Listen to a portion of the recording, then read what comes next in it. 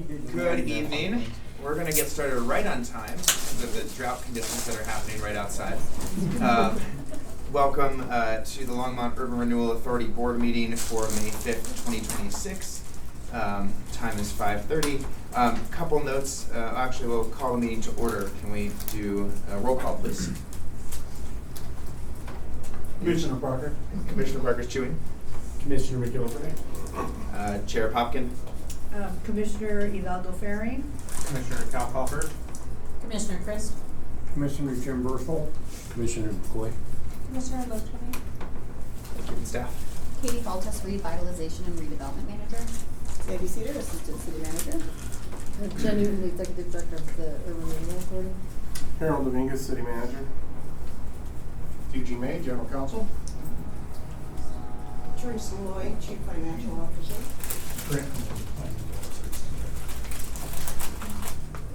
Jeff Good-Apperson, Chief Development Services.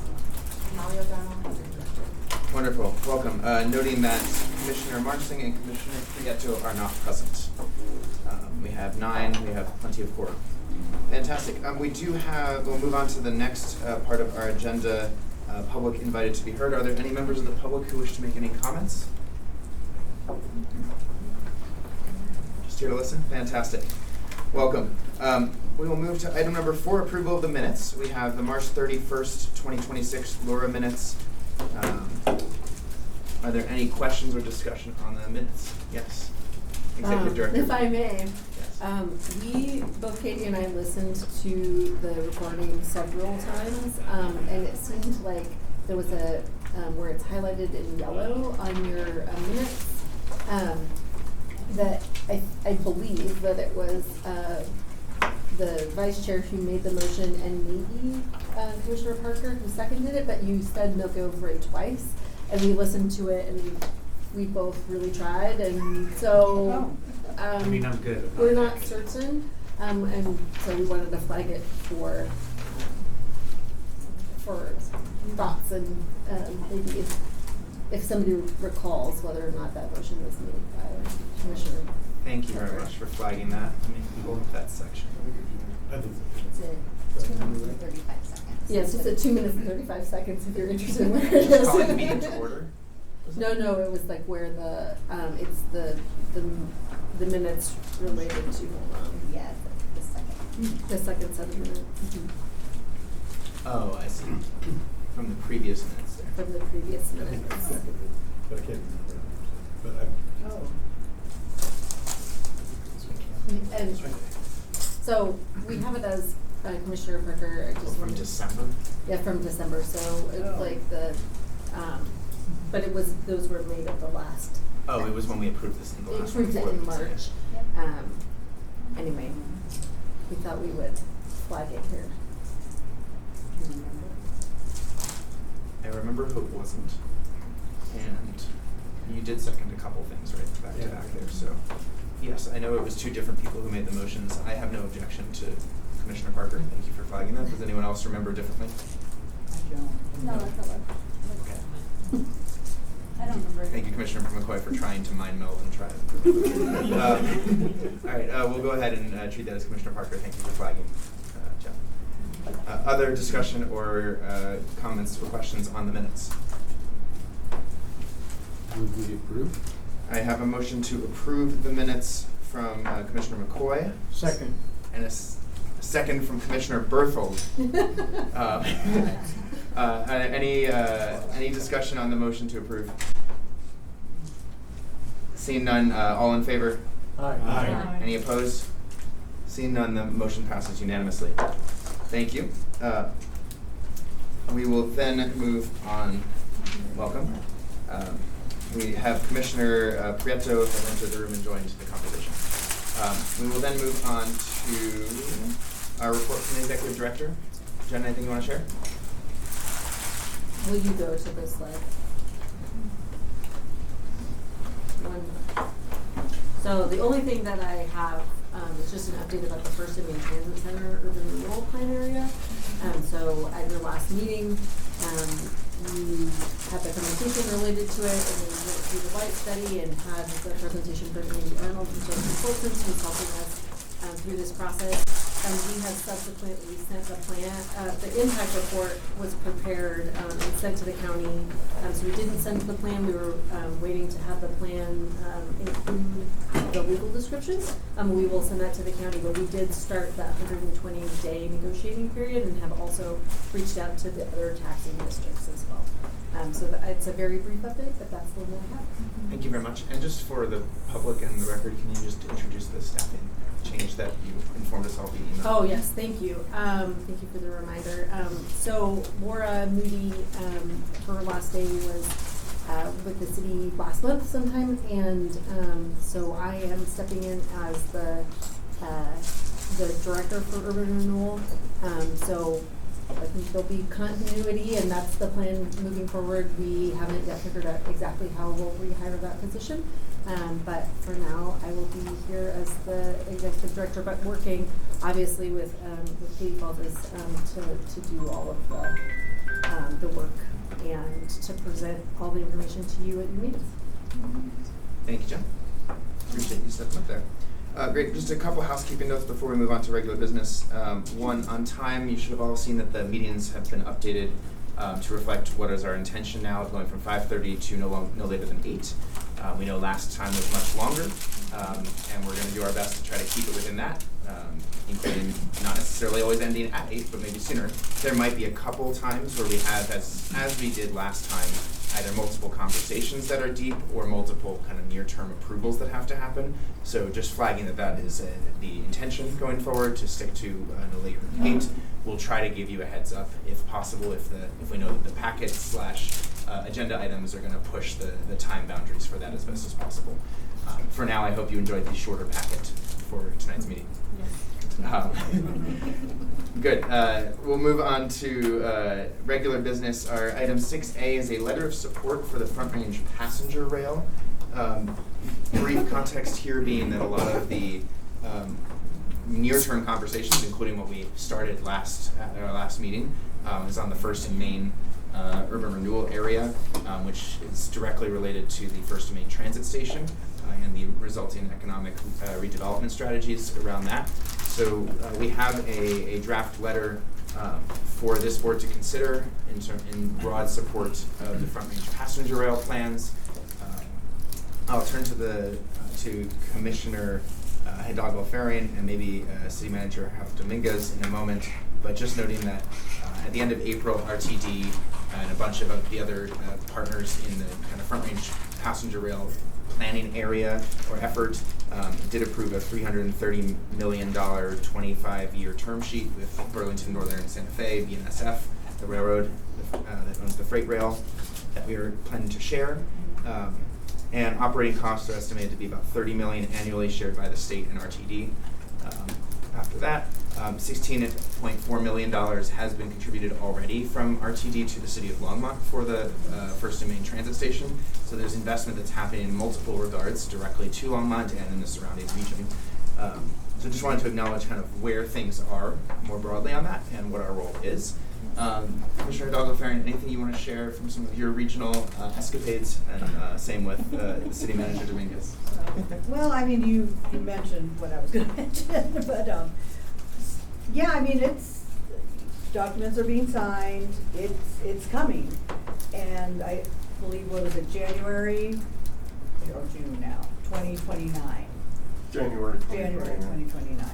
Somebody had said June in one of our meetings, but that might be an error. So January 2029, it's the first phase of, yeah, for Longmont to Denver, and then moving in Fort Collins with another funding mechanism, though. Correct me if I'm wrong. Yeah, it's a state, so That was a state. it's a state funding, so it's a combination of a lot of separate organizations within CDOT in terms of the funding mechanism. So essentially what's going to happen is RTD will put the funding in from Denver to Longmont, and then the state's putting in the funding from Longmont to Fort Collins as terms of part of the bigger project. Yeah.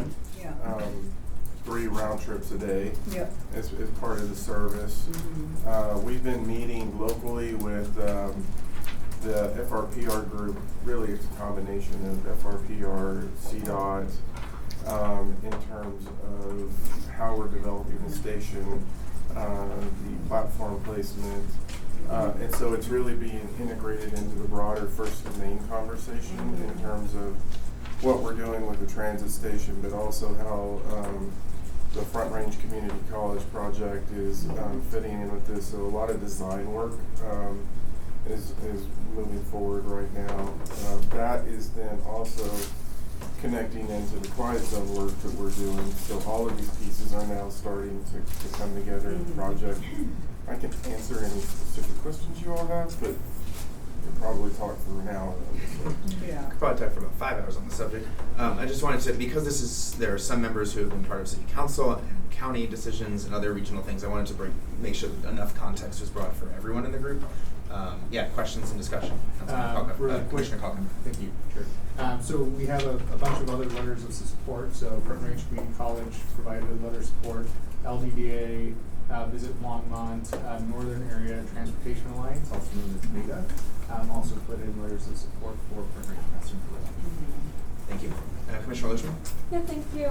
I have a couple questions and appreciate the context for this LURA conversation. Who is the whom it may concern? Yeah. I had a question in the second paragraph, second sentence, the language in there that says the Front Range Passenger Rail District's operating plan is vetted and takes a pragmatic approach. By signing this letter as LURA, is that saying that we have vetted that and we agree that it's a pragmatic approach? And then the other, I was just trying to figure out what the purpose is, and is there any, for folks who have been at that table, is there any potential consideration of a letter from LURA that feels very open being used later in 2026 for, I don't know, maybe a ballot measure or some other interpretation of what the support means? Those are the questions that I had. Again, great questions. In terms of future use, I would refer to when this is signed and dated in terms of what it's speaking towards directly. If there were other political purposes it could be used for, I'd say that LURA would then consider using it for, LURA would consider an updated letter at that time for more specific purposes. I think this is more kind of generating the broader community of support for the current plan. That's a different thing. In terms of who this would be going to, that's a great question, and one I was going to ask as well, both to the group and to staff. Jen, do you want to speak a little bit to your thoughts on that? I think this letter closely, very, very closely mirrors what the city signed, the mayor signed on behalf of the city, and it was routed through Commuting Solutions and shared, I think, in advance sort of some of these conversations, including the vote that happened at RTD related to joint service. I think we could have this be to Sal Pace, who's the director of the district, and certainly the language here is open for any changes that you'd like to see happen here. We just said that we would provide a starting place for this conversation at the last meeting. So, is there particular urgency to vote on the language tonight in terms of other meetings or where this letter might be going in the near future? There isn't. I think some of the communities that are along that have stops, including Longmont, so the city council would see something on May 12th agenda. So city council will hear the presentation related to Front Range Passenger Rail and joint service. A brief piece of that is joint service. And there also will be a resolution that is brought forward related to support for Front Range Passenger Rail and also for station summary. So acceptance of what the station summary would look like for the city. So those things are going to all of the various communities that are along the corridor and that have stations. So that's the active work that's happening now. They have not yet announced whether they would, Front Range Passenger Rail would put something on a ballot. So this is something that could hold until there's a ballot question. If you wanted to wait that long, we're asked to bring something. So this is that one. I appreciate that. I think the question is, if the intent for this letter is around somebody's campaign for ballot measure, then that's an additional conversation. I would agree. Is that the intent of the LURA board signing this letter? So I just wanna have clarification. If it's just a general letter saying we think Front Range Passenger Rail District is a good idea, I would suggest that we put in there some language around if a ballot measure is the intent, the LURA board would take it back or help us. But once we put a letter out there, it could be used for anybody or anything if it's as broad as this is. So just a couple noticings on this. And that's very well said. I would not feel comfortable having this be used for any kind of other political campaign effort at this time. I would want the board to have a separate conversation on that. So this would be more broadly. I would love to see future language, and maybe we don't vote to approve this tonight, and we can all sleep on this. I would love to see a little bit more language specific to like the redevelopment goals that this board is really tasked with supporting, and reinvestment in kind of our downtown community and the Front Range campus relocation, to make this a little bit more specific to the economic revitalization of the downtown. I think that actually would strengthen the letter and the reason why we're supporting this, because it's really a transportation, and the transportation connectivity is actually going to be a very direct complement, hopefully, to the economic reinvestment strategy that this board is working on. So I'd love to see that intersection made a little bit more clear, and happy to workshop language with staff on that, if that would be helpful. So when we signed our letters, the mayors signed, it was a letter to RTD over a specific vote that they were gonna be having with the joint service and, the BNSF, oh God, what is that, term sheet. So, so it was, there was directly who the addressee is. So we had people specific that we were targeting, and the ask was very specific, was to move these certain items, to approve these certain items that would pave the way for Front Range Passenger Rail.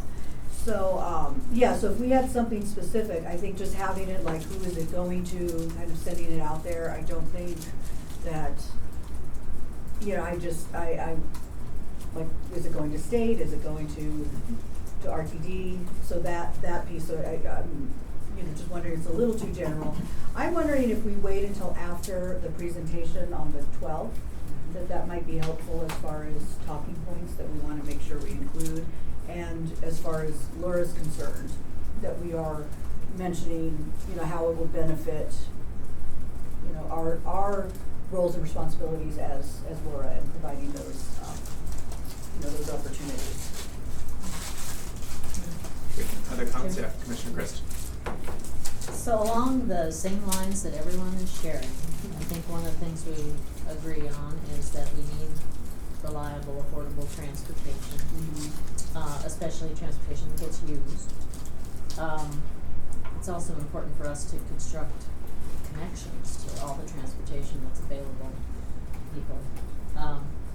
But we were at at least 4 of us were at the Community Solutions when the governor came and talked to us and said, this isn't what we voted for, isn't exactly what we want, but it's what we can do now. And it's a little bit of a problem for the voters who at that time were $103 million in, now I think that's in October. And also, Longmont has a reputation of being innovative, of doing things well, of having great infrastructure, and so I'm a little concerned that we keep the language to something that Longmont can follow through on. Stand behind. Stand behind, deliver on. Not necessarily pin our star to RTD in any way, because things always seem to change with them, and I think ultimately for the voters, this will be somewhat of an emotional decision, and they need to do their due diligence to find out whether they think it's a good use of their taxpayer money. And we need to focus on what we're doing to build the infrastructure to make transportation, more available, which is what Longmont is very good at and can deliver on. Seeing no immediate other comments and hearing the discussion so far, I might entertain a motion to table this to our next LURA meeting. So moved. I have a motion to table until our next LURA meeting, which should be in July. And I have a second from Commissioner McCoy.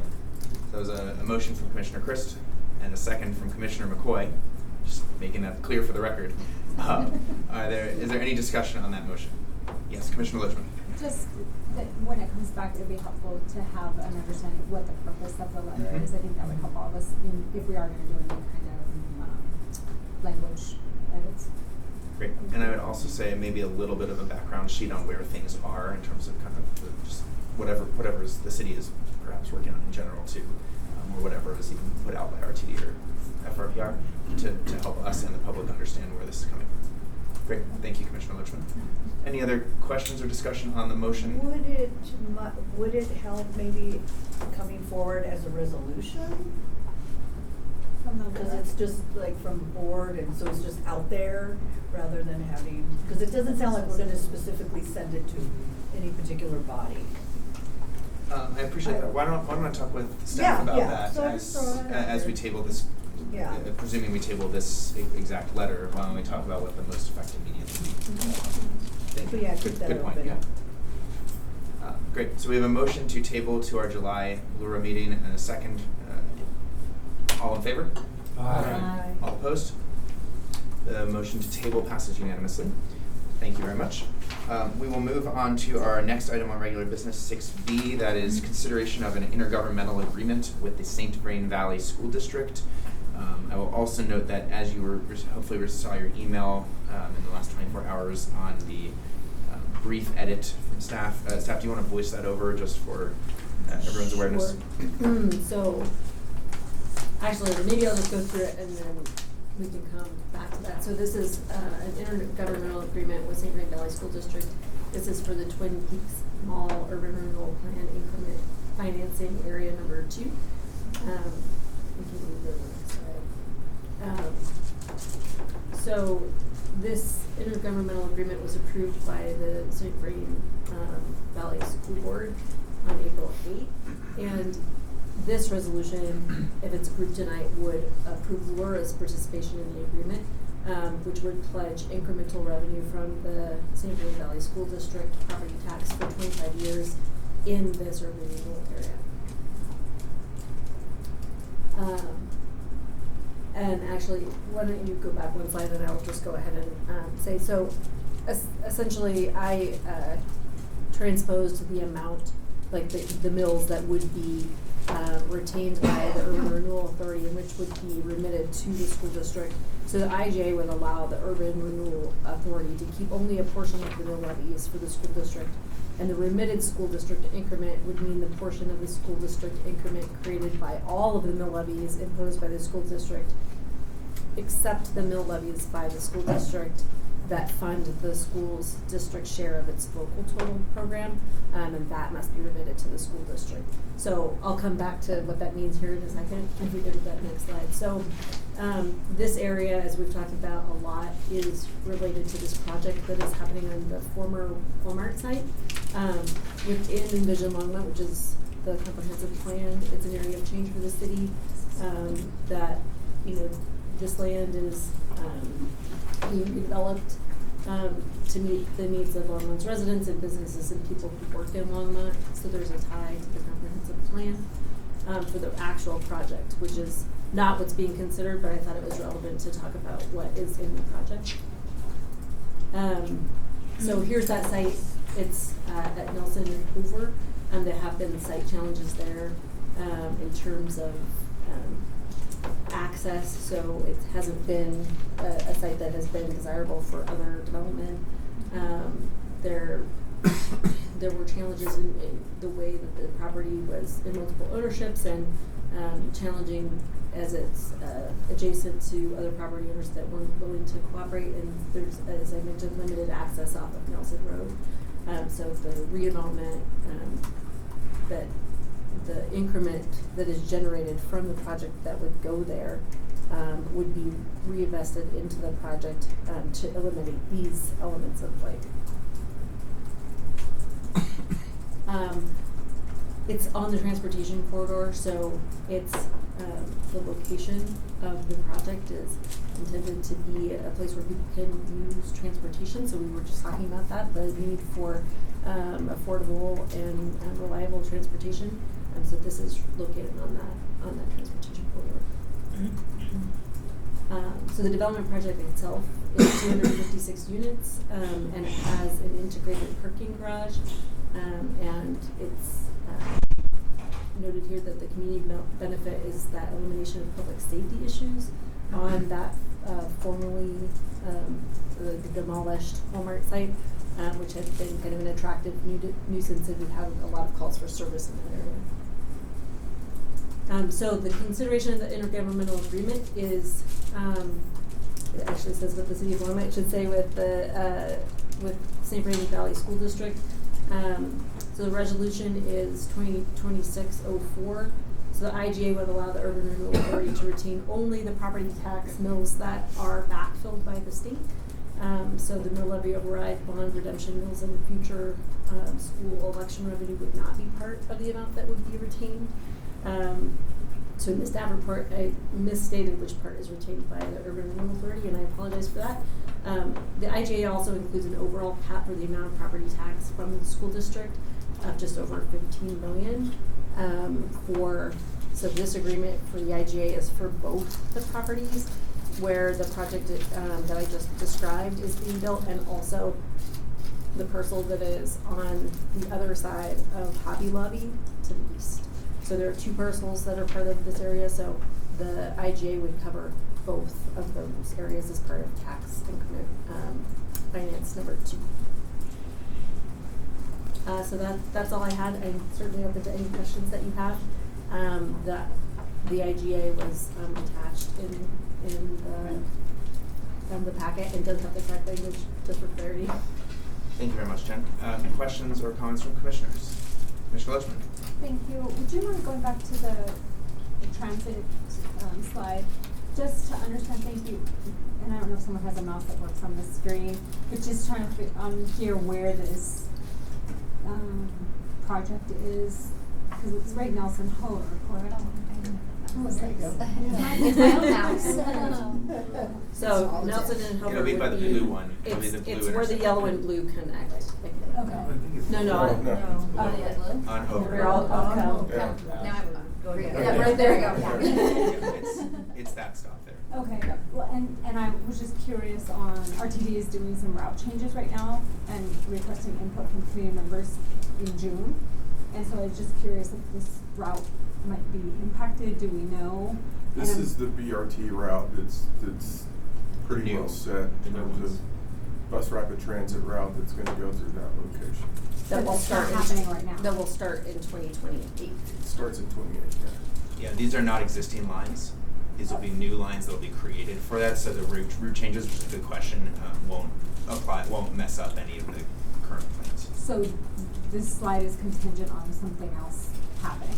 I just want to make sure, because I was on the bus today and this is not there.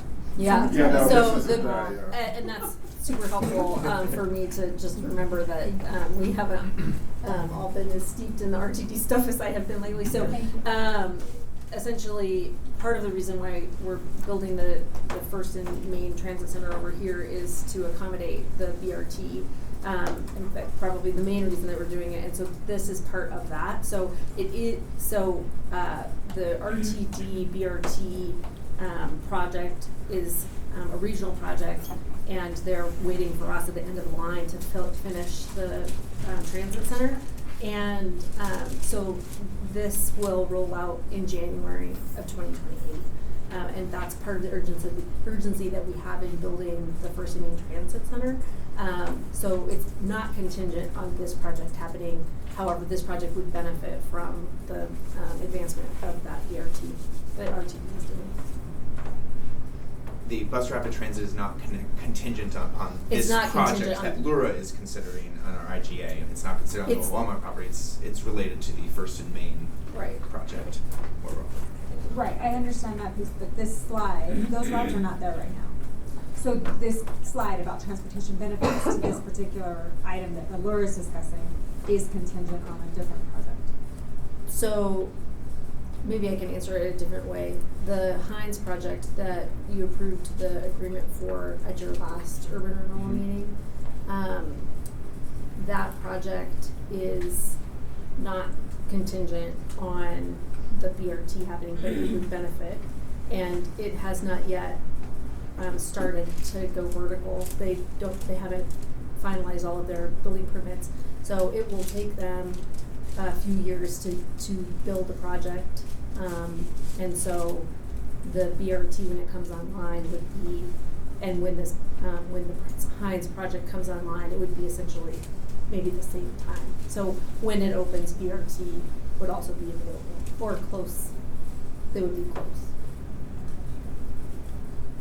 Yeah, and just for the folks who can't maybe see all of the different hubs there, the northern terminus of this would be at the just north of 66 and 287 for both the orange and the blue routes, going through Longmont with a few stops, and the southern termini here would be the downtown Boulder transit station mobility hub, and then CU's campus.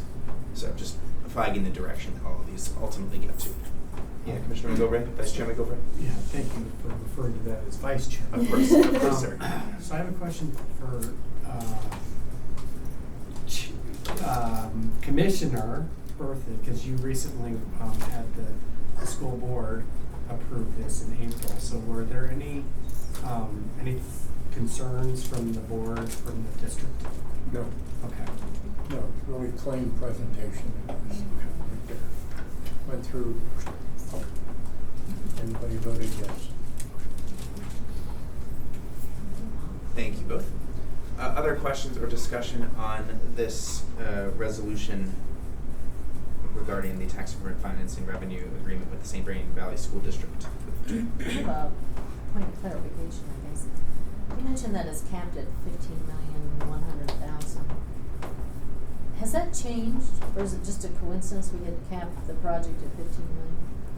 It was the amount that we had shared with St. Vrain for the amount of the mills that we would be able to use for this, plus a certain percentage, assuming that property tax increases at a greater rate than we were modeling it to. So they wanted to cap it so that it wasn't escalation forever in terms of how much would be diverted from the school district. So it is coincidental that they are similar It's numbers. a different amount, it just happens to be in line with. Great question. Commissioner Pritton? Yeah, it's kind of like just something that I thought about in our last conversation at the LHA board. What does the relationship look like with St. Vrain Valley in providing bus transportation to kiddos? Because I'm just kind of like thinking about this property, and it's surrounded by like major roadways, and so like, should we get a family in there? I doubt that we will. Maybe, I don't know. Families usually look for parks and green space and walkable areas, but should we get a family in there? Like, do we work with the St. Vrain Valley School District to make sure that we are getting transportation to this location, regardless of the 2-mile radius requirements that they have? I'm just thinking about that ahead of time. So that is something that we can certainly inquire about. I don't know exactly how they do their There routes is a or process, buses. yes. But there is a process. It's a process. They would add the route. Yeah. So it does, yes. Yeah, So 'cause it that doesn't triggers look like- every time there's Yeah. development. Any development. It triggers, yep. So even if it's within the mile radius, I don't think there's a school Based- nearby. Based on That, the location of those buildings, there, there may be no way to safely walk children to any of the schools where the radius is a mile and a half for elementary or 2 for middle and high school. That Yeah. we also consider whether or not there's a safe travel route for children. Do they are there sidewalks? Are there too many crossings involved in it? So yeah, that's where we've always done the process on determining whether a route's going to go there or not. okay, thank you. I do want to clarify just a couple things here. One, as we think about who might be, who we're building things for, like we should be recognizing that different people and situations look for different types of units, and for different sizes of families and people who are in different households. And then secondly, just on the walkability, there is actually an underpass to a trail going west, That's right, true. right next to the project there, and then just north of the fairgrounds, which connect directly into our That's the greenway whole, system. the whole greenway Yeah. stuff, yeah. So it's actually quite well connected to pedestrian infrastructure, even though there are big roads nearby. But not Right. schools. Yeah, I wouldn't want my kids Sure. walking down Yeah. there. Sure. Stay out of the tunnels. Stay out of the tunnels. Great, Vice Chairman Stay away Gilbert. from the- Yes, I would like to make a motion. I would like to make a motion to approve our IG agreement with the St. Vrain Valley School District, Resolution LURA 2026-04. Thank you. We have a motion from Vice Chair McGilvray to approve the resolution. A second from Commissioner Kalkoffer. Is there any discussion on the motion? Seeing none, all those in favor? Aye. All those opposed? Hearing none, the motion passes unanimously as well. Wonderful, thank you. With that, we will move to, I believe that's all of regular business, correct? It is, so we have Yes. something to finish up from last time? So the remainder of tonight actually is on two subjects that I think will be of interest to the group. One is a continuation of our later night housing conversation in our previous meeting, to pick that up where we left off and address some specific questions we've received since. And then we will move on to a staff presentation on the mixed use innovation and revitalization zone district from the city's planning department, who will be presenting on that. One note before we jump into the housing conversation, we're going to handle this in a couple ways tonight, and there will be times for open discussion. But we're going to start with some of the questions we've received via email to kind of get things going. This will work in a few different ways from an efficiency and hopefully efficacy standpoint of the conversation. One, I just want to note that the city is working on a housing assessment, and Molly can add more details on how this will work. There's an active process going on to kind of take a stock of where the city's housing needs are. I believe, Molly, correct me if I'm wrong, that we should have initial results come June, July, and that we were talking, Jen, Molly, and I were talking about bringing a follow-up conversation to this probably in September at the September LURA meeting, when we have more data from a kind of more complete picture of the updated state of our housing needs for early fall for this group's awareness as well, given some of the interests and questions we've received in the past. Molly, anything you want to clarify on that? That's it. We do have an existing housing needs assessment from 2023, which uses data anywhere from 2021 to 2023, but we're doing a refresh because A, we need to, and B, there's new data that we'd like to go out there and dig up. So. Great. Thank you, Molly. So we're going to start with a couple clarifications in the topic area based on questions we've received. Then we'll move to a little bit more substantive breakdown on some of the topics based on what we started last time and the questions we've received as well. So, Molly, I will pass it over to you and Jen to dig in. Sure. So I have a list of questions from Commissioner Loachman, and so I think that we might address those directly, and then how would you like to do this? Open up for other questions after that? Yes. Okay, so a first question is related to who are the do you mind if I just read the questions, or would you like to paraphrase? Who are the partners that could be working with Longmont residents on financial literacy and planning while these projects are in the works? So I would invite the whole group to listen. Every year in the end of March, we present to City Council our annual report of housing accomplishments. And this year, that was on the March 24th meeting. If you're ever interested in doing a deep dive, you can listen into that video. But on the city side, we do have robust housing programming. We do provide funding to support staff for the Boulder County personal finance program, which does do things like prepare people for home ownership. It also could be working with renters to just get better stability financially to stay where they are. But it really works with people in a wide range of areas, but home ownership preparation is one of the major ones. So we do provide funding to them, and last year they served 211 households with personal finance coaching sessions.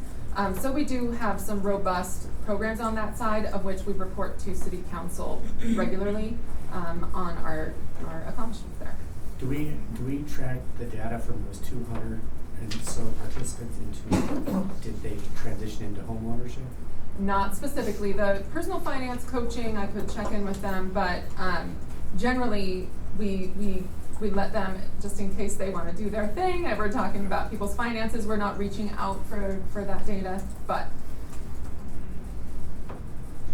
So. I know Boulder County Personal Finance does reach back out for like just check-ins, but I don't know how much they record, if that's something that they record, and or how many participants actually respond. And I think that is something that could be an interesting conversation to bring back to council if on that side council is interested in having that conversation, trying to see what other data we can dig out of that. Really quick, is this through the Community Action Program for Boulder County? CAMA? No? Can I follow up there? I just to give some context, that question was based on the presentation last time, that what I heard, what I received was, the example was True North, and that people weren't ready, and so it's like we're coming into all these complications. So just to give some context is the question, and I believe there's an opportunity, and I think that we could certainly do that preparedness work in addition to partnership that you talked about. So I just wanted to give some context. Thank you. Thank you. And I can say, like, in my work working with participants, many of whom want to become homeowners one day, but fall kind of within that category of the folks who didn't qualify for True North. I can say that there could be improvement, I think, in the county and in the city for more programming to help prepare them. Personal finance definitely is like that starter point to like get with someone and say like, this is where you're at, this is where you're going, and these are some action steps you can take now. But I think the follow through is really going to be important. What program will provide that? I'm not sure. I know like the PI program maybe is something that provides kind of that step, one-on-one follow through with folks. Maybe FSS. But that's just for a very small group of folks, and so for the general population, I'm not sure that we did increase our funding allocation to the personal finance program, knowing that we were going to send True North buyers directly through them. So all True North buyers are required to go and have an initial consultation with them, just to make sure that they're aware of what they're getting into. But yeah. Something I think this group is wrestling with overall is the intersection of housing and development. And something I do want to note, like True North was not an urban renewal project. No. And these programs are not within the purview of the Urban Renewal Authority. They are absolutely relevant for how we house people and the types of housing and services and financials that we provide. But in terms of what this group, what the Urban Renewal Authority has within its purview, changing those programs is really not an option for us. It's important for us, I think, to be informed of what those services and programs are. But I just want to make it clear for everyone here, like this is not that vehicle for making those types of changes. I just want everyone to be on the same page there. Molly, I think there were a couple other clarifications you wanted to speak to as well. Sure. The next question is regarding down payment assistance. I know last presentation I did present that because down payment assistance is a loan, for those buyers that are struggling with their debt to income ratio, that can be a challenge anyway. So the question is, what other ways could we fund reduction of price or loan amount and include that in a recapture process or program?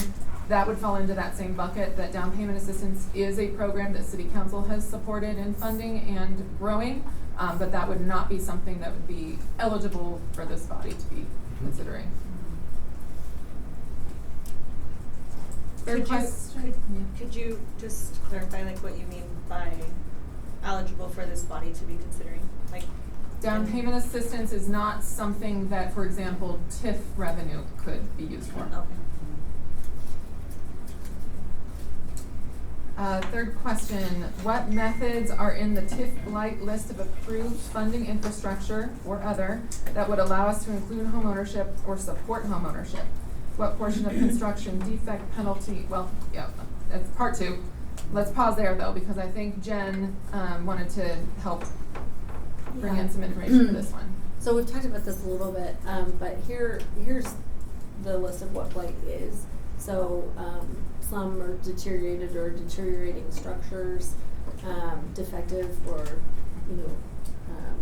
like insufficient street layout, which we just talked about, faulty lot layout in relation to size or accessibility or accessibleness, unsanitary, unsafe conditions, deterioration of site or improvements on the site, unusual topography, things that are in the title that would make it unmarketable, existence of conditions that are, endanger life or property or fire or other causes, buildings that are unsafe or unhealthy for people to live in or work in, environmental contamination in buildings. So we know that there are some other projects where urban renewal is envisioned to be used. For example, the sugar mill, if it were ever to come into the corporate boundary and be part of urban renewal, it has some contamination. So is there a world where the urban renewal could be used for that remediation related to the environmental on the sugar mill? And then inadequate public improvements or utilities. So those are the only things that tax increment financing for an urban renewal can be, that's the charge, is to eliminate blight. And so there's a whole other list of, how that's interpreted in terms of what the uses are, but addressing hindrances for redevelopment, including challenges to access and circulation, drainage, detention, wastewater infrastructure, inadequate horizontal infrastructure, so site acquisition or preparation, so demolishing unsafe structures or preparing the site for redevelopment, environmental cleanup, as I just mentioned, including active remediation, removal, mitigation, or neutralization of hazardous substances or pollutants or contaminants, infrastructure and public improvements such as extension or upgrading of horizontal infrastructure, including streets, sidewalks, water lines, sewer lines, stormwater facilities, detention facilities, drainage systems, public amenities, so landscaping that could include rain gardens or functioning stormwater treatment, safety lighting, parking structures that serve the public, and associated costs for like engineering, surveying, etc. So those are kind of the list of, there are probably other public improvements that could meet the requirement for that public improvement that's part of the elimination of blight, but it really needs to be in that category of the dollars that are created by the increment that are going to address those blight conditions. Thanks, Jen. A couple questions maybe to build on this. So I think where our discussions in the past as a group have gone is, hey, if we're able to leverage tax increment financing as an incentive here, even if it can be just used for these purposes, that is contextually relevant for what else the project might bring to the table, right? And so I think that's part of where this body's mindset has been in the past. And also, we've only seen really one project formally in the last year as a group. And I was wondering if you could speak to both like the project level use of TIF, which we just saw and talked about with regard to the old Walmart site and the Highness project, the retreat at Longmont, and more district level TIF approaches, and how those vary and how they're used in different ways. And it could be you or Katie as well.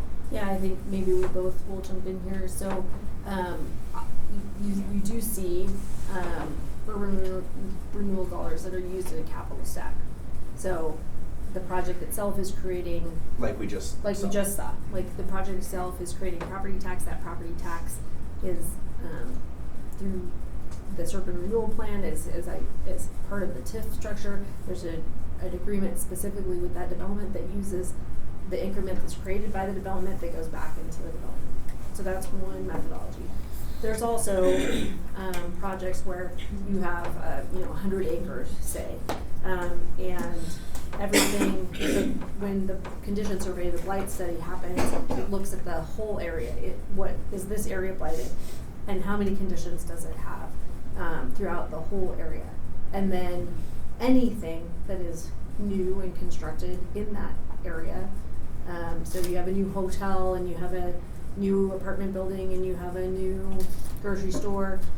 As those things start from the base, there's increment that's created, and that goes back into the urban renewal special fund and can be used for addressing elimination of blight for other things. So an example could Not be tied to that grocery store. not tied to that grocery apartment. store, not tied to that hotel.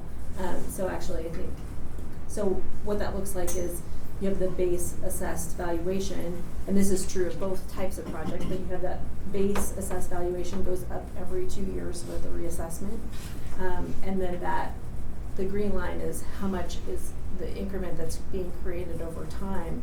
And so everything that's between the red and the green is new revenue over the base that can be invested. So in my 100-acre example, you could have those dollars, whatever they are, and they could, if you knew you had something specific you wanted to address that needed remediation, you could take those increment dollars and invest it in the remediation so that that property could be cleaned up and then sold or whatever that looks like. So Katie, I don't know if you want to add maybe some experience that you have. Yeah, so in a previous life of the last city I worked for, we had very large areas, which is also in context with it's pre-1347.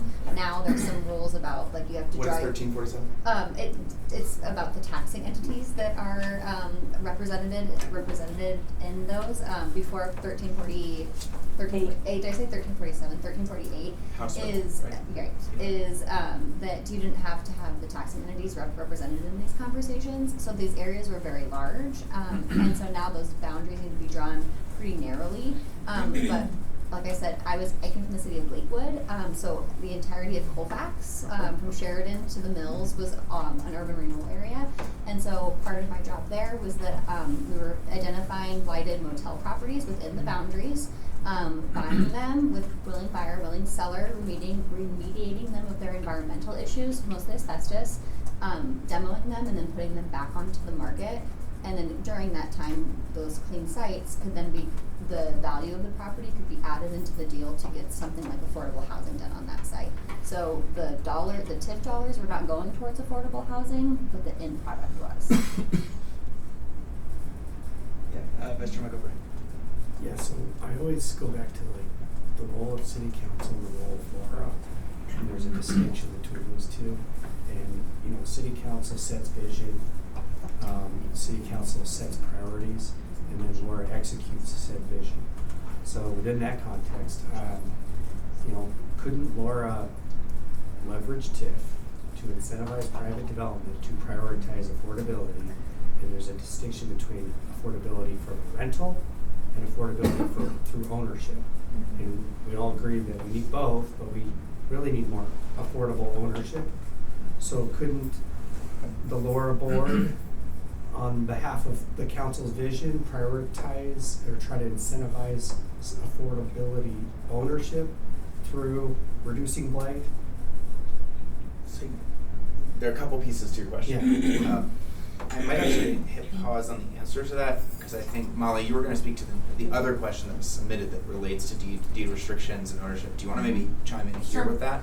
So the last question, let's get back to it just a moment. Well said. Sorry, my mouse is wanting to be slow, so there we go. Okay. LURA this is question number 4. LURA could work on redevelopment versus construction. Has Longmont considered purchase and creating deed restrictive ownership in the vein, I'll say, of scattered site home ownership? Lafayette recently shared about 2 units. Boulder has a similar program. So I will say overall, we're talking about resources here and then need. So yes, there's a need.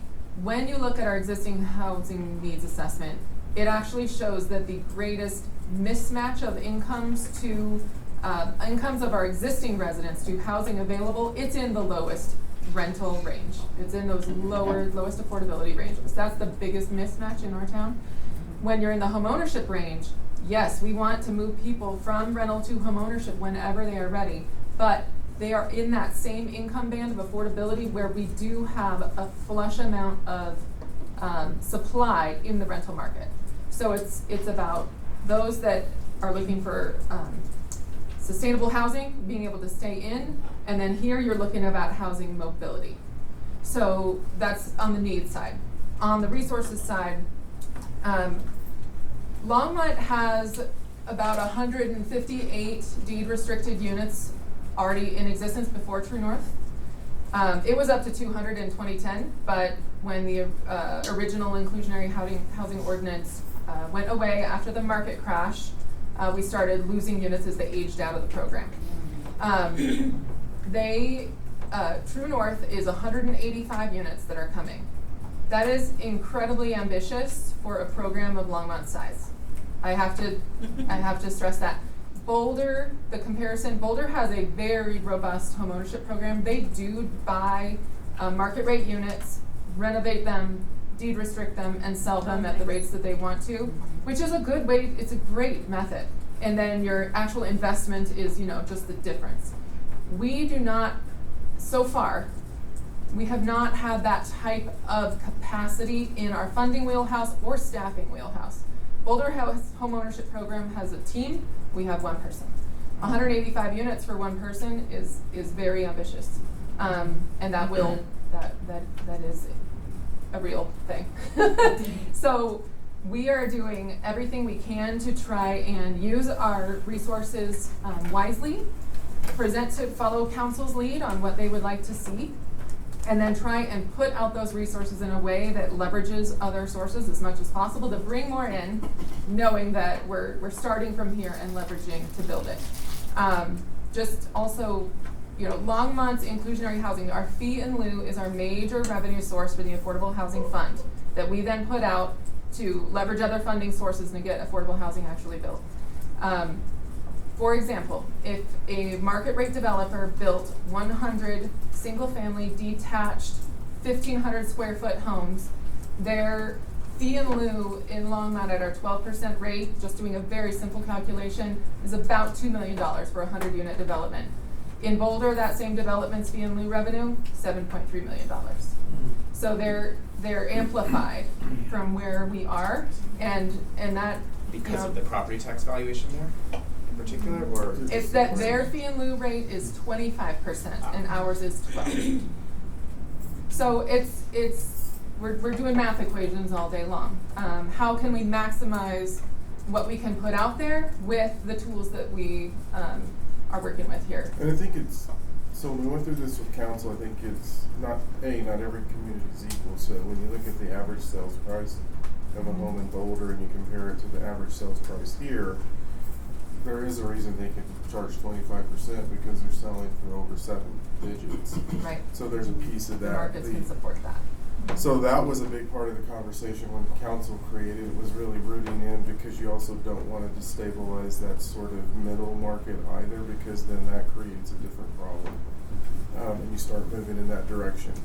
The other piece in terms of what we've talked about in terms of buying homes is if, as we work through the True North market, what we know is that we're probably on the capital A affordable side subsidizing it by about $130,000, $140,000. Up to 150. Up to 150, depending on the style.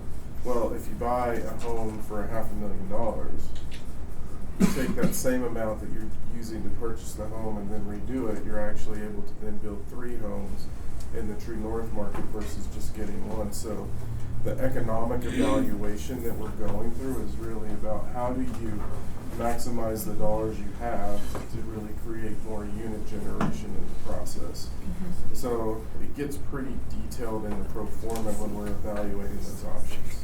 So generally, going back to the scattered site and the buy down program as I have it, that's on my wish list. But at some point while I'm here, I want to be able to do that. We have to ramp up a little bit to be able to handle that type of program. It is a pretty robust program to undertake. And again, when we're talking leveraging, you can focus on a unit at a time, or right now, the council direction was yes, go on True North, which is focusing on a development at a time. Great. Thank you for that, Cardi. So just also to bring this back to the, sorry, did you have a question on that? I do have a question. Your comments have brought up more questions for me, but, when you're talking about, we have a greater number at the lower income levels and not as many people, are you just, considering individuals, you know, just counting heads basically? But are you factoring in who they are and where they work? For instance, are these people that work in Longmont that have to live outside of Longmont? Do you see what I'm saying? This is and so the heads yes. are not being counted. Correct. Okay. We do our best to count that, and we can figure out some data about commute patterns and that type of thing to see how many people are coming into Longmont. But the gold standard, or maybe gold standard because that's what we have, is census data, which counts the heads that are here. So we can do a lot of information with the data on the people that we have here. When you're thinking about those that want to move here because they have a job here, the outside data sources can be helpful. When a developer decides to undertake a project, whether it's rental or home ownership, they're doing market studies to show lenders that they can make this project work. And that's when they're looking at capture rates overall, and that is more all-encompassing. So there is that kind of data that can be useful in this arena. And just two other quick questions. One is, how many people are leaving because they want to have a family and they just don't have the space and availability for housing? So that's not a census question, so that would be like a community survey type question. Correct. And that would be more specific. Second thing, which now, see, I go down like a rabbit hole. Second thing is, fall back in my head again. I'm sorry, I'll come back to it. Great. So pulling this conversation back together for LURA's purposes here, when we're thinking about project-based TIF use, that's what we just saw of like reinvesting into a specific project to make it more, to make it pencil. When we think about district TIF, which I expect is going to be more common actually as we start to move into more of the broader First and Main and possibly other parts of the Southeast urban renewal area conversations, we're going to start to be thinking about this more on a district basis of which projects are going to be marketable on their own, what's the TIF revenue we capture from that, to go into this urban renewal reinvestment fund, basically, butchering the name of that officially, but, and then we figure out in what situations we want to eliminate blight with the dollars collected from other marketable projects. Does that distinction make sense overall? Yeah, and I think I would add is that also, I mean, I was working on a pro forma just now.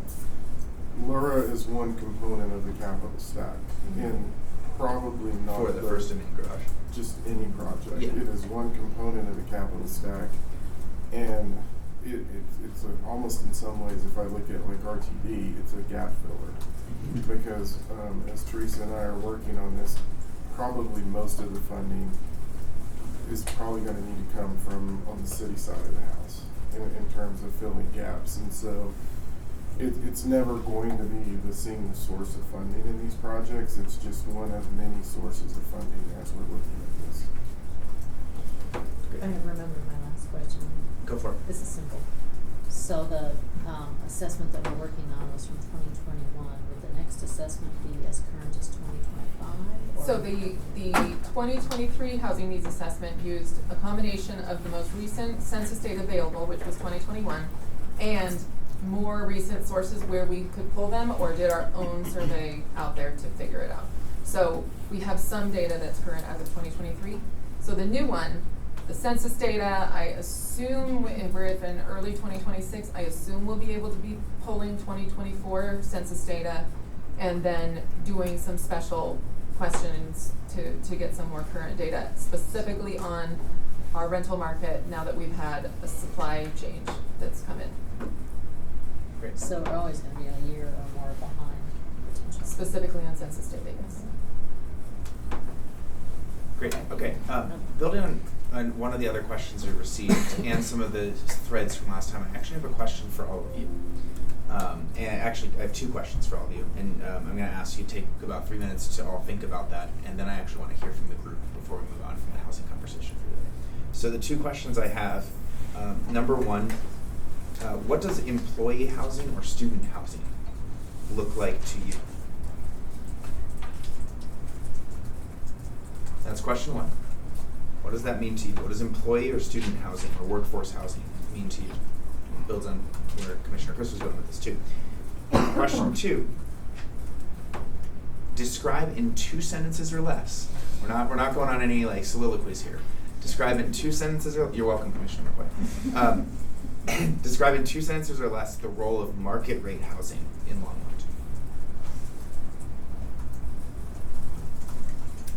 The role of. So question one, what does employee, workforce, and or student housing mean to you? Question two, in 2 sentences or less, describe the role of market rate housing in Longmont. Market rate meaning not intentionally subsidized at affordable or attainable levels. Not income restricted. Not income or deed restricted. Take 3 minutes to think about that, and then I'm gonna probably look at Commissioner Parker to kick us off in 2 minutes. Thank you.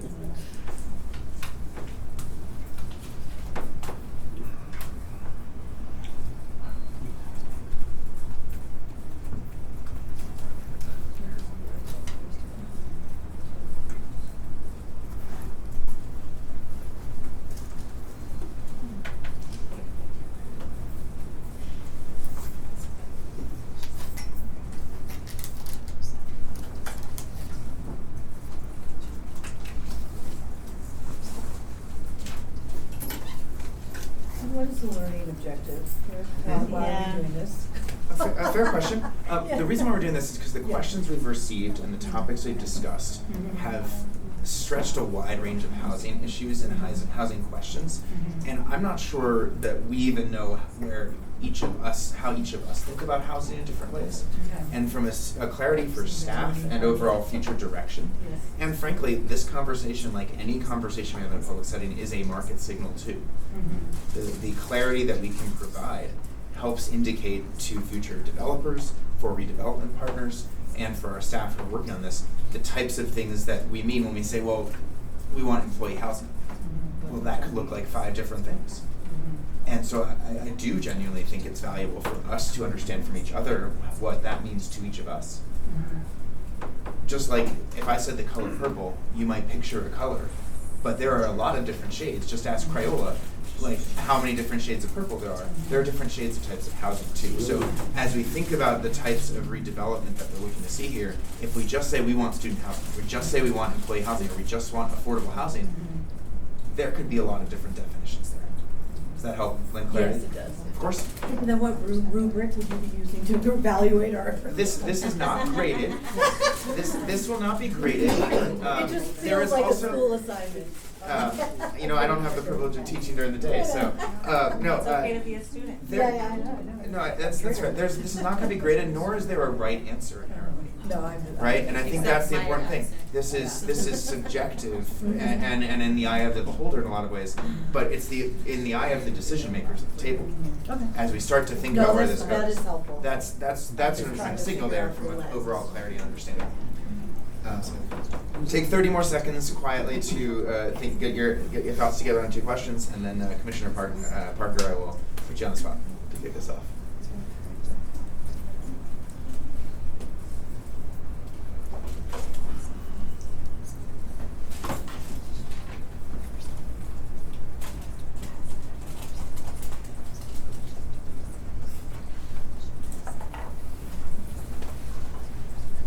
Ready to kick us off? Sure. So employee or student housing, my first thought in my mind was something like a dorm or an apartment complex. But that's all I can really think about. So serving those populations is what Pretty those much, types of yeah. things. That's what I visualized when you asked the question, what do I see in employee or student housing? I see dorms, apartment complexes, maybe large houses that are divided up into 5, 6 units. The market rate, it's a tough one. I look at it like, I was trying to cheat and Google some stuff, but I see it as the market rate, the increasing or decreasing the supply of the housing, right? So depending on what that would do, so it would either increase or decrease the supply, which can affect the affordability of the housing. I mean, we saw that here. I mean, I've seen it 2 or 3 times in the last 20 years where the supply of the housing is abundance, so the prices come down. And then I see where there's no supply.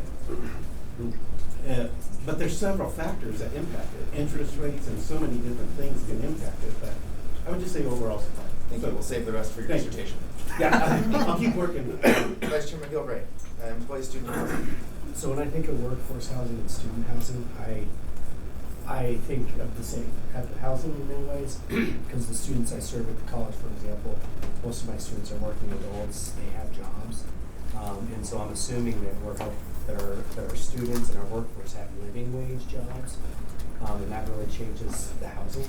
But I agree, dormitories. I also think of like, what does a student need? They need ease of transportation. They need entertainment and food. They need access to all these things. Walkability. Urban campus checks all those boxes. They've got access to a library that's walkable. So lots of those kind of surrounding amenities that students and workforce need access to, like groceries. When I think of market rate, exactly what Wes said, I think it's a good indicator of how stable your market is. Like how is your business community thriving? Market rate is dictated by the market. So I know we talk a lot about affordability, but if somebody owns a commercial property and market rate helps them because they could make more money investing in their property. And so market rate is not always a bad thing. It's a good indicator of how our economy is doing at a very micro level. Thank you. Commissioner Vincent. All right. So basic definition, what does employee housing and student housing look like to you? So it's just housing costs that allow for different types of families to meet their other basic needs, and if possible, allow for increasing savings and generational wealth, if possible. So different types of housing and costs that allow people to pay for childcare, food, transportation, and potentially have a little bit of money in the piggy for a rainy day. I think if we were to get to that as a city, that would be wonderful. And so that comes with different types of housing for different people, which comes to my second point here, describe in 2 sentences or less the role of market rate housing. So I was just having a conversation with a really good friend, and so different types of housing and models for all different types of income levels. Gentrification exists when higher income earners come in and take up the lower cost income stock and pushes out working class folks, which we're trying to provide housing for.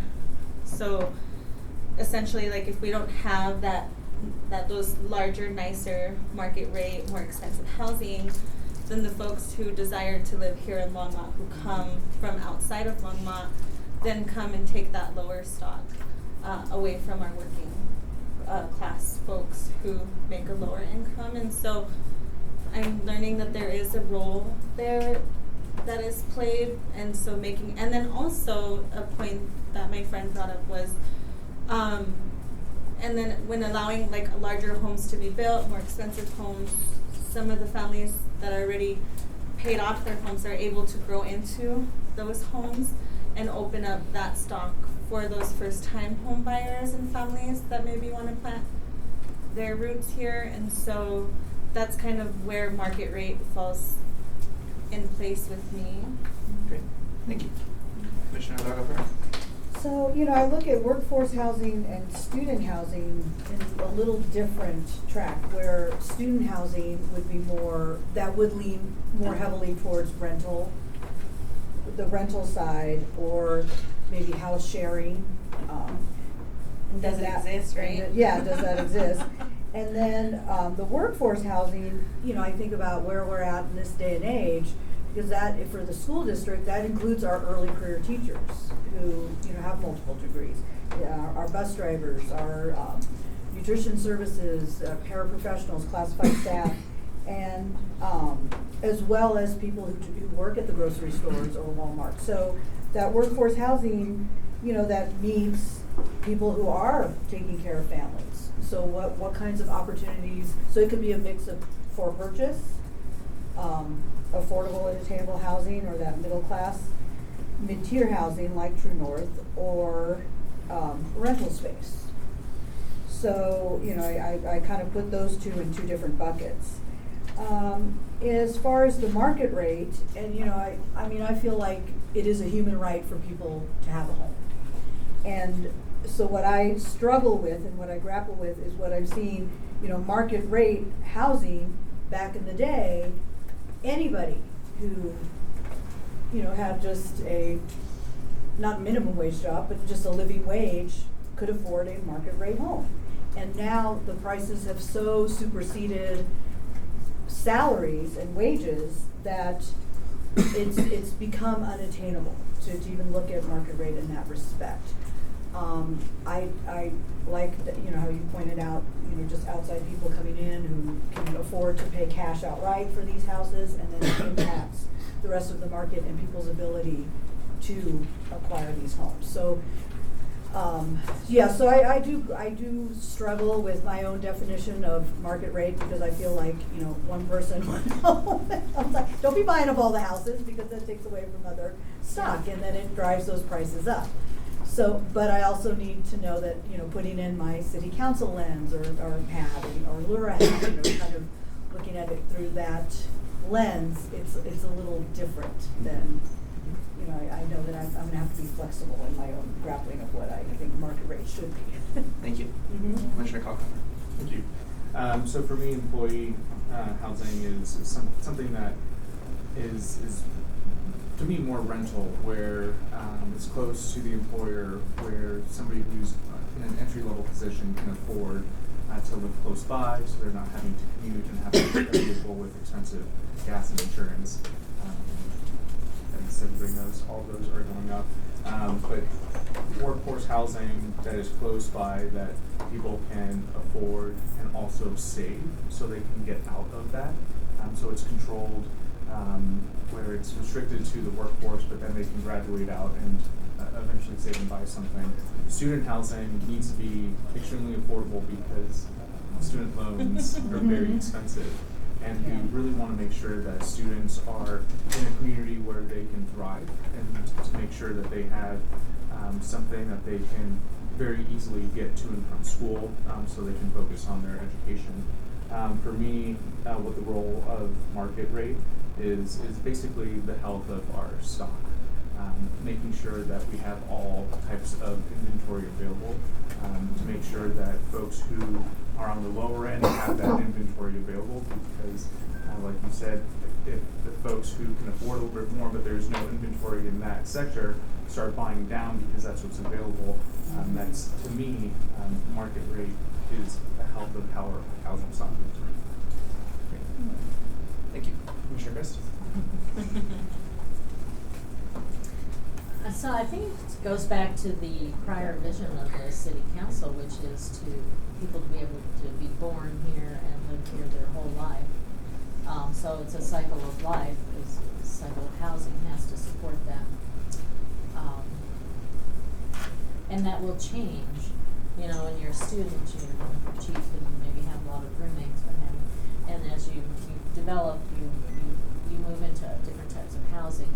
And at some point, at the apex of your career, maybe into market rate housing, or my neighbors have the nicest house on the block and are double income, no kids. It's important because they're paying more taxes than the rest of us, which our children have enjoyed greatly. Okay. In terms of this, they always say to me, well, we don't even have kids, we paid all this to the school districts, like in our children. Thank you for that. But then those individuals, they're eventually going to downsize or, you know, reclassify themselves. And if they do happen to have children, sometimes their children move in to take care of them. So it's really just a cycle of life. The cycle of housing needs to follow. There needs to be something available to meet people where they are in their cycle. Thank you. Commissioner Barthels. Well, I'll start with student housing. it's temporary housing. They're not gonna be here forever. Hopefully they're not gonna be destructive, but it's gonna be a rental type situation. And whether the city wants to get into that because we're gonna have the community college expand, but nobody from CSU or CU is gonna come here to be getting an apartment to be able to go to school. I mean, it's just so, that's no competition for that, because other districts have one tough. When you saw worker housing, my mind goes immediately to the workers' camp that we had for the field workers. Now, I don't even know who was in charge of that. I just know there were always cars there in the summertime, and then after harvest, it was empty. And so when you say worker housing, that pulls my focus to that because it's seasonal. And just like student housing, I don't consider that permanent housing. Even apartments, I would consider not permanent. People stay in apartments. So then that takes you to the market, and that has to be arranged. I mean, when I went to DC to work, I stayed in an apartment, got married, and my VA for the first house with no money down for almost nothing. Within 3 years, it had doubled in value. Moved, used that equity, moved. Another 3 years, the place I had was tripled. And so the market, you can't look at the market as expecting time. It has to be arranged, and to able to have everybody participate, there has to be a range in the market. It has to be some lower priced housing. Doesn't have to be a mansion. It's livable, and then people learn how to handle that, and they move up, and they'll move. You know what? Right now, in some parts of Longmont, nobody's moving. You know, we have that in our school district. We have schools that are just completely surrounded by people my age. Oh, wow. Which is really old, by the way. And they're going to stay there. They raised their family there, and the kids may come back from another state where they're working or something. But so when you say the market value, I know there's a number that says this is the market value in Longmont, but that's not true because that market value has a massive range from lower value to higher value. And that's all my thoughts are on that. I appreciate it. Thanks. Mr. McCoy? Well, I think this is our cerulean moment when we think about how we think that somehow we're running the show and directing it, but in truth it's being picked and selected for us somewhat because that's what the market is driving. And so I think that in a perfect world it's generational housing, where people, to what Commissioner Pareto was saying in regards to how families live together, and that even includes with the dynamic of Front Range Community College, the students that are living there. It is sometimes multi-individual, like apartments, sort of like group sort of housing in the sense of like people do when they go to college, oftentimes share a apartment or a house or whatever. And I like what Commissioner McGillicuddy was saying in regards to the walkability and the concepts of that, but I think that's where we're heading. And in regards to our Front Range passenger rail and the First and Main project and other things like that. So, it is row housing, it is apartments, it is this. I hadn't thought of the dormitory concept of it. I don't think that we're there right now. It might be 20 years before we get to the metropolitan state kind of concept where they're now just putting in dorms in the last decade or so. So I think some of those sort of things, we have had some of it picked for us, but I think we can make choices in that still by the types of housing. Maybe it's smaller houses, maybe it's row houses, maybe it's more of those types of things that will help people get into home ownership and generational wealth, that sort of stuff. But we have to recognize where we are. You know, people are commenting about how Longmont's got so many apartments. It was only until they started breaking ground that people started noticing that, even though that had happened literally probably in many of their eyes, and many of them had started 7 or 8 years beforehand to doing that. Now, as far as your point there about market, you know, having been on council when the market bubble burst, and it was all we could do is to make sure that the housing that was being abandoned and left and everything wasn't destroyed in the process. That I would hope that we never revisit that time frame again. Thank you. Commissioner Lechman? Yeah, thanks. I think you were right. We have a lot of different thoughts. And I was, employee housing, I can give my perception, but I was thinking about development, and employers that have tried to come into Longmont don't have employee housing for all employees. I just think it's an interesting what our perception is. So my responses to your question, one, what does employee workforce or student housing look like to you? It's an opportunity to live in dignity, be secure, close enough to ride, bike, or walk, and be connected to the community that we work in.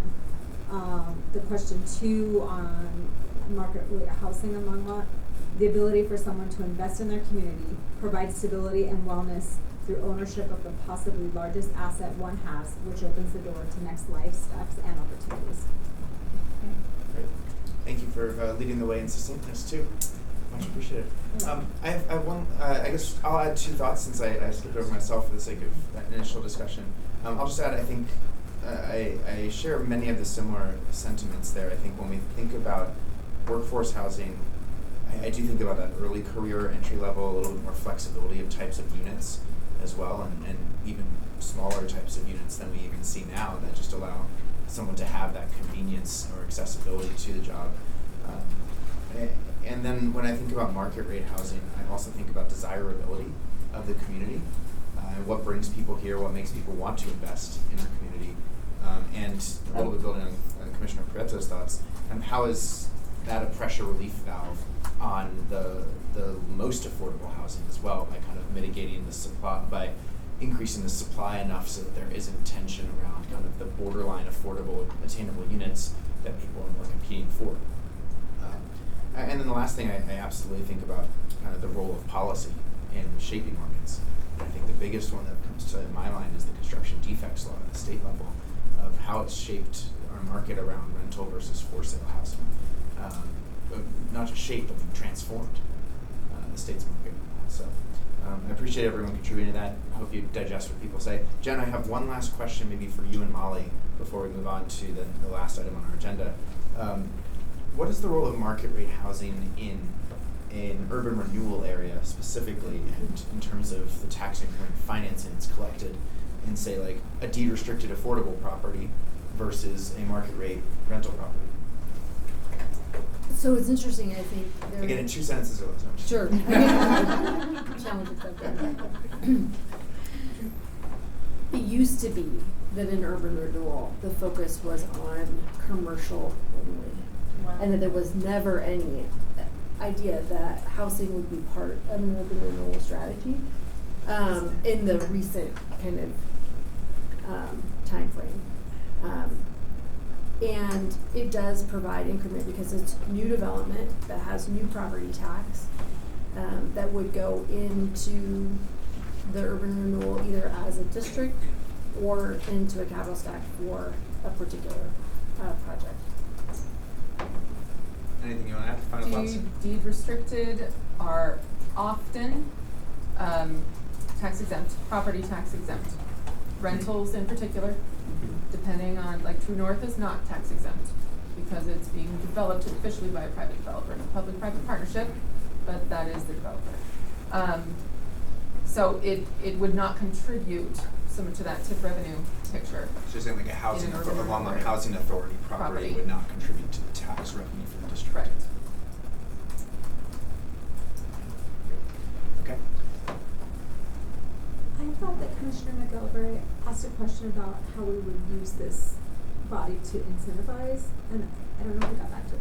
And maybe that's where you were going, so excuse me. Yeah, we're not gonna answer that question today, but it's just because there's a lot of Just 'cause pieces I to that. asked. Yeah, only because it was related to what Molly was answering before, and I think it's not that we're not gonna answer it, that goes in a lot of different rabbit holes in terms of the role, but I think what Jen was clarifying, I think we actually answered it in a couple pieces. When we were talking about project versus district TIF, and kind of the use there, we were talking about how we do use TIF dollars for certain blight elimination on a specific project or at a district level, and then the question for us is when we do collect more TIF beyond an individual project, how do we use that to actually, I don't want to say subsidize, but maybe reduce some of the costs of other improvements that we're thinking about more holistically that build into the housing and cost of living conversation. So let's sleep on that now for the sake of this discussion. Thank you, Molly, for returning. I'm going to move on. Thank you, Molly, for returning for a second Longmont Urban Renewal Authority meeting. And thank you all for sharing your thoughts on that. We're going to move on to our next item on the agenda under special reports and presentations.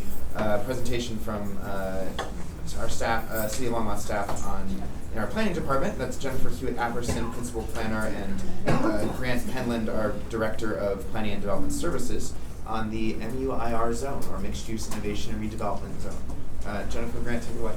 All right. Are you driving? Am I driving? I can drive because of the clicker situation. Okay. I recall it being a little So I think in here. She must drive. Yes, she must drive. Yes, I apologize for the inconvenience. That's okay. That's okay. All right, so some of you guys, Jennifer Hewitt-Apperson, for those of you who don't know me, I'm Principal Planner over Long Range Planning for the City of Longmont and Planning and Development Services.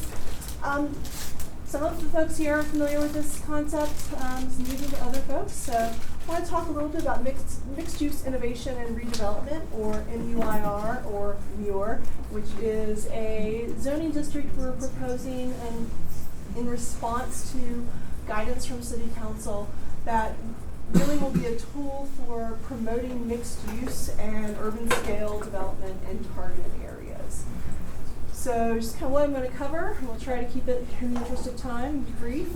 Going to give some background on kind of how we got here, talk a bit about what the role of zoning is, what zoning can accomplish. You know, I always joke that zoning saves lives, but it can't do everything. So it's a good slogan. I love it.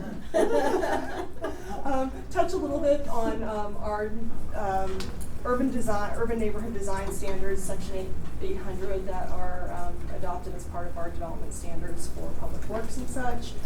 Touch on some historic preservation tools that could be partnered, that could really kind of link up with this type of zoning tool. Again, zoning saves lives, can't do everything.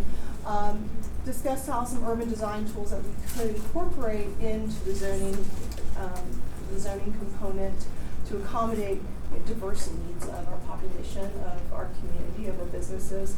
And I want to introduce you to the story map that our team has put together, which is, I think, pretty interesting and a good-looking tool to really overview everything. So our area of focus might be a little hard to see.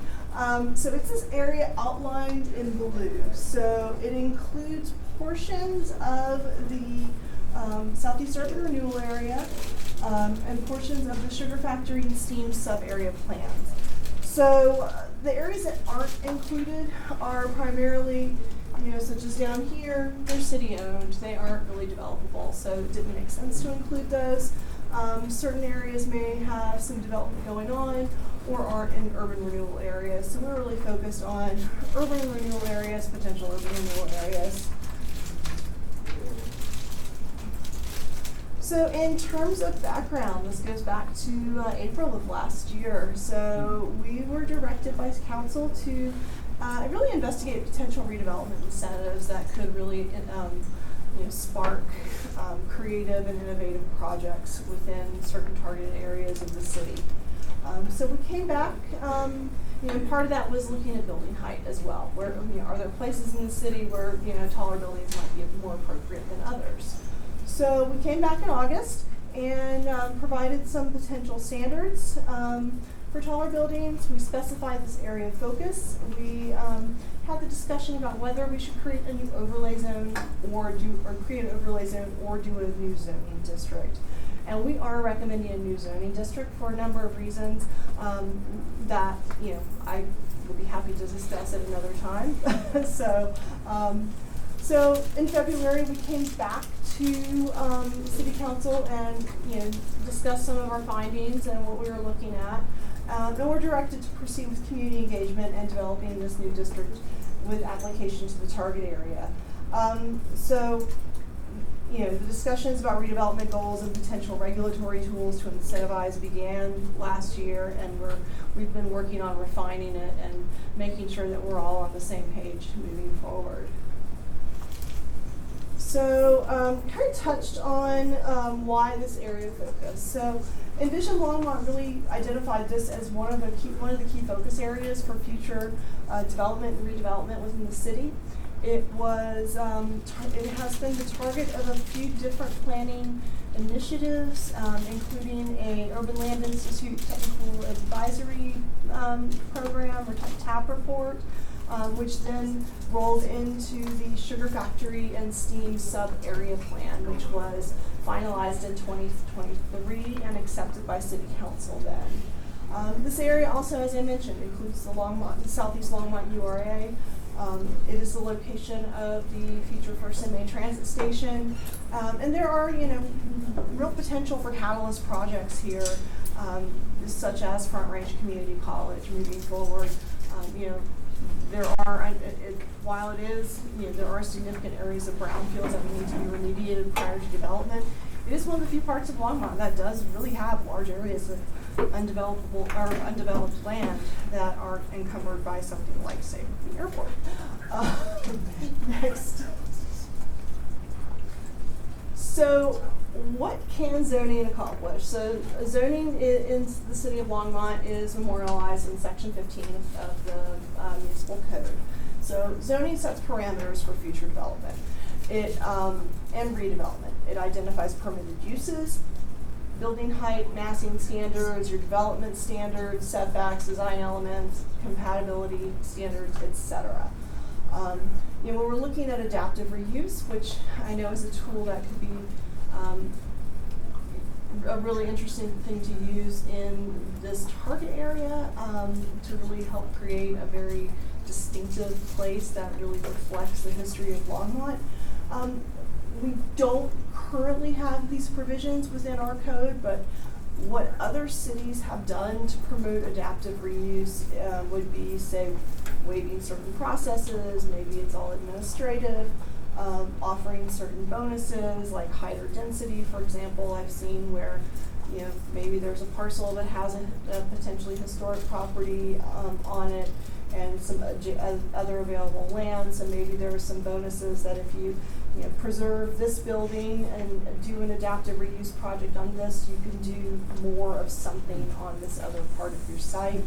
There are potential, we have the potential to be flexible regarding development standards such as landscaping, buffers, etc. There's the opportunity for expedited review. We do some of these currently within our code for inclusion for affordable housing. So there is some, precedent for using these tools, and it's something commonly used throughout the country. The other thing with zoning is it can be unique to align with your adopted or accepted plans, and that's exactly what we're looking to do here with the NUIR, is create a unique zoning district that aligns with the sub-area plan and all the various other plans and projects that have been done in this area. Does not address financial incentives. It doesn't get into fee waivers. It doesn't get into infrastructure costs. It doesn't get into building or fire code requirements. Totally different processes that would need to be pursued.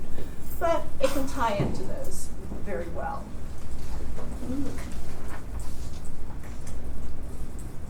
So, in terms of, just as again, overview background on the MUIR district, as I mentioned, it would only currently apply to target areas identified by City Council.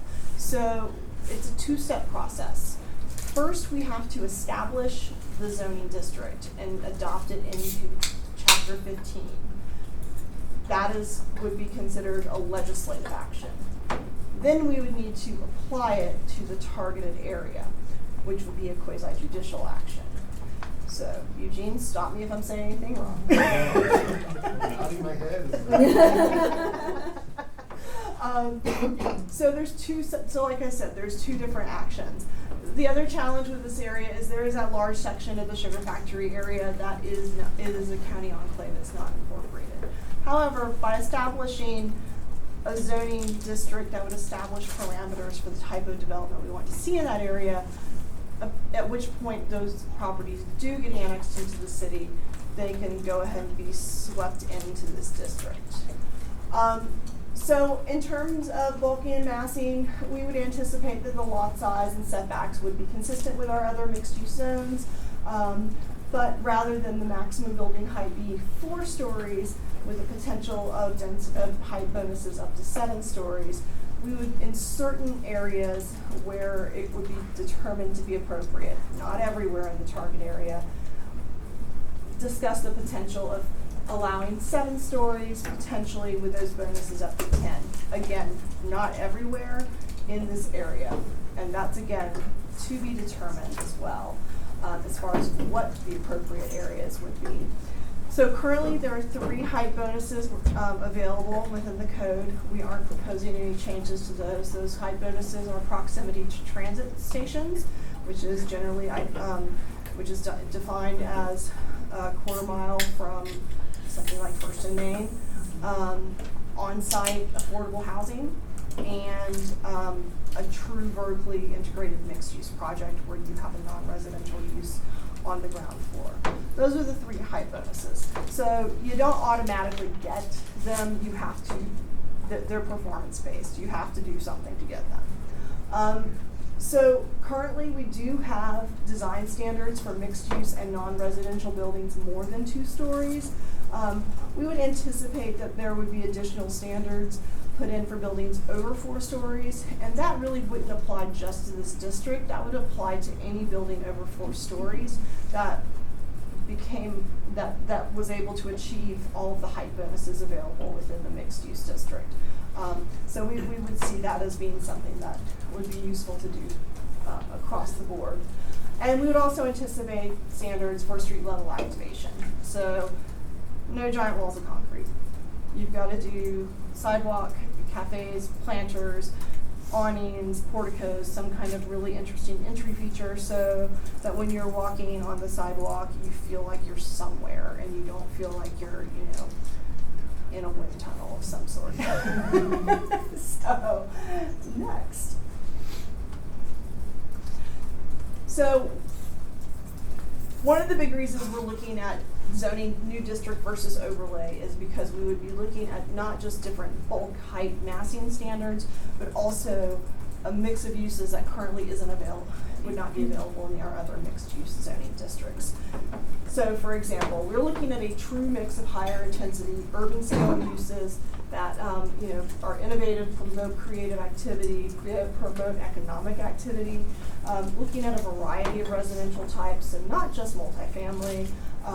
Things such as artist studios and maker spaces, small-scale artisanal manufacturing, what we're describing as clean industrial or lighter industrial of some sort, so things that would be totally enclosed, certain STEM type industries, commercial, retail, office if it ever returns,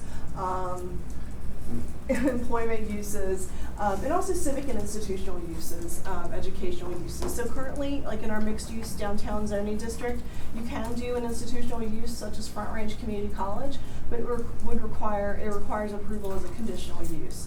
So what we would anticipate is that would not be a conditional use, that would be a use by right.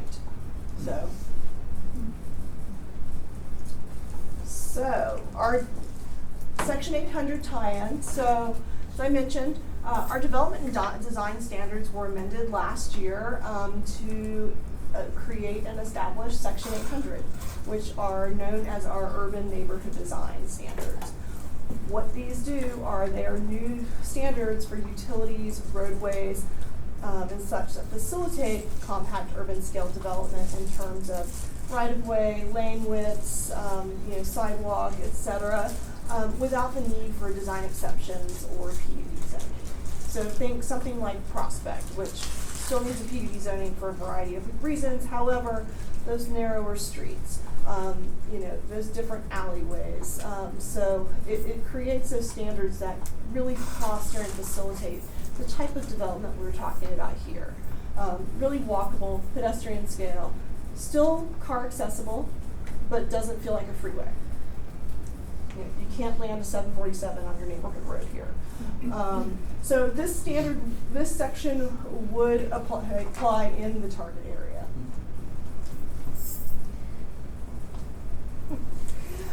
All right, so this is one of my areas here. So historic preservation tools. So zoning within the confines of Chapter 15 can encourage and incentivize innovative uses, but historic preservation tools could also offer potential incentives and tools for adaptive reuse of existing older buildings. So, some of those tools, and they're voluntary, they're totally voluntary, we can't make anyone do them, because realistically there are additional standards required, there are additional requirements for going through using some of these tools. However, if you landmark, if you designate a building as a local historic landmark, you do open up the possibility for tax incentives that could incentivize adaptive reuse.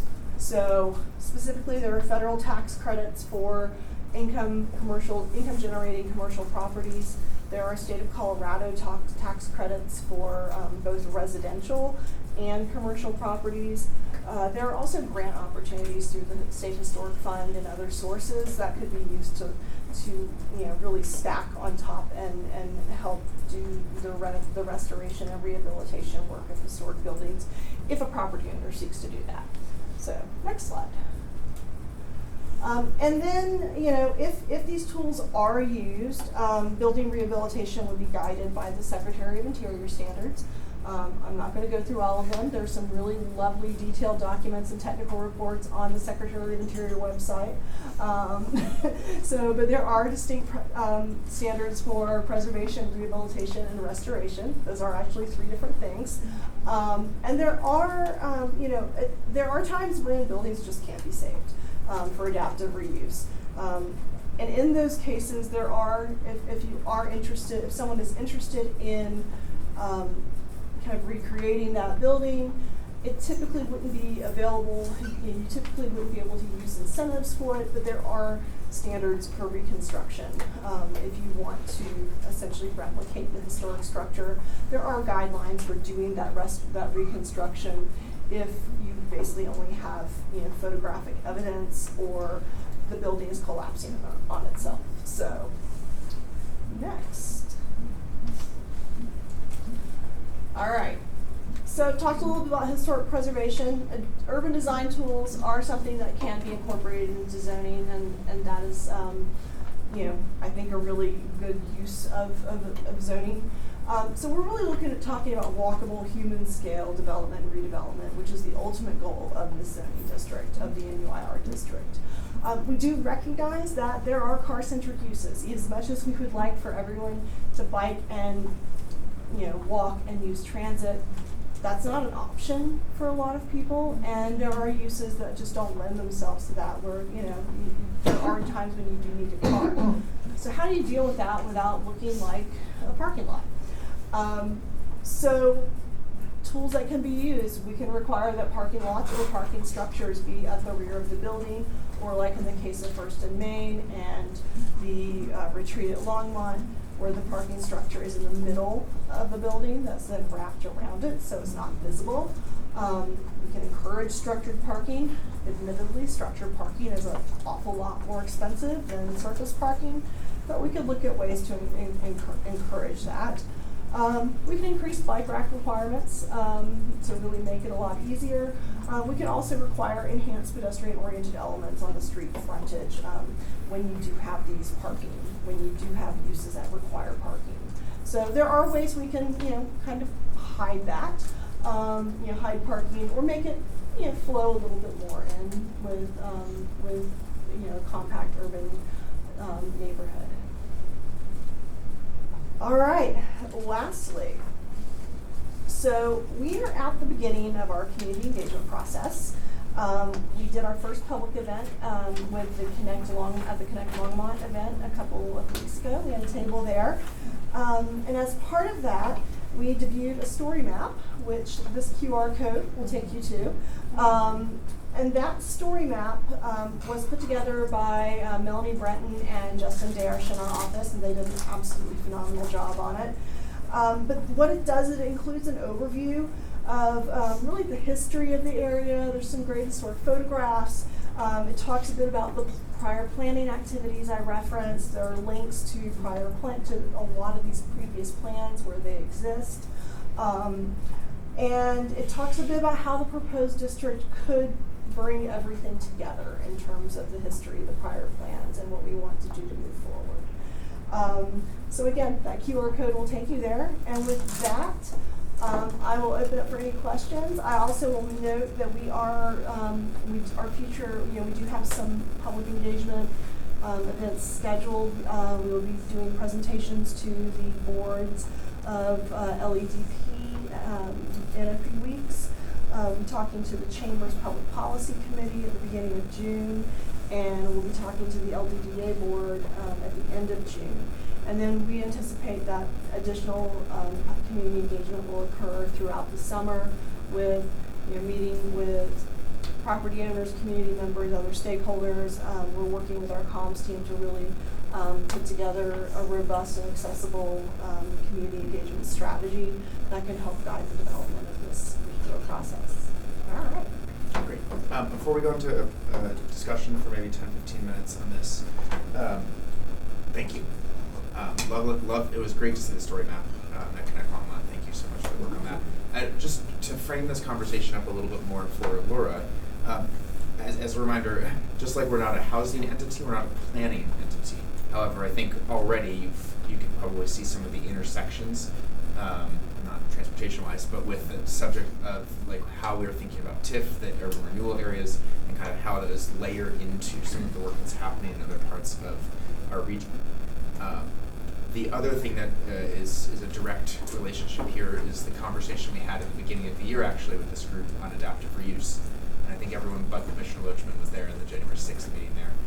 And we had a broad discussion on types of adaptive reuse examples and kind of got people's preferences out, heard some of that there.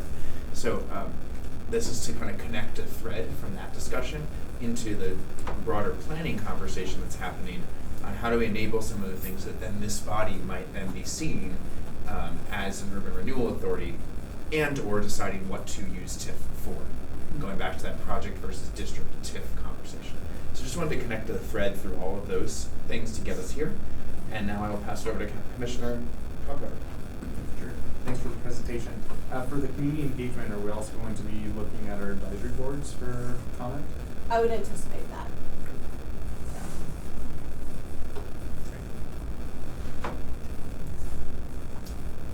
Other questions? Go ahead, Commissioner Cogover. Can you go back to the one where it's from 4 to 7 stories? I don't remember what the second word is. Close your eyes. One more. I think it was one more. There we go. Yeah, there we go. So what is the strategy or what's the thinking behind going from 4 to 7 stories as the base with the additional of potential height bonuses? Is it because the math wouldn't pencil out for some of these projects, or? So we anticipate and recognize that it would be quite some time before we got those higher buildings. So this is really setting the parameters for that option if we do have a developer that comes forward. The discussion at the last year when we started this really was, well, what is the right? Are there areas where you know, how taller buildings are appropriate, what's the number. So this is really kind of what, you know, was kind of landed on in that particular council discussion. We recognize this is not an appropriate height for everywhere in the district. So we would be looking at really tailoring it. Like, for example, you wouldn't see this on Main Street. You would not see, yeah, Main Street would be Main Street. So you would not see that on Main Street.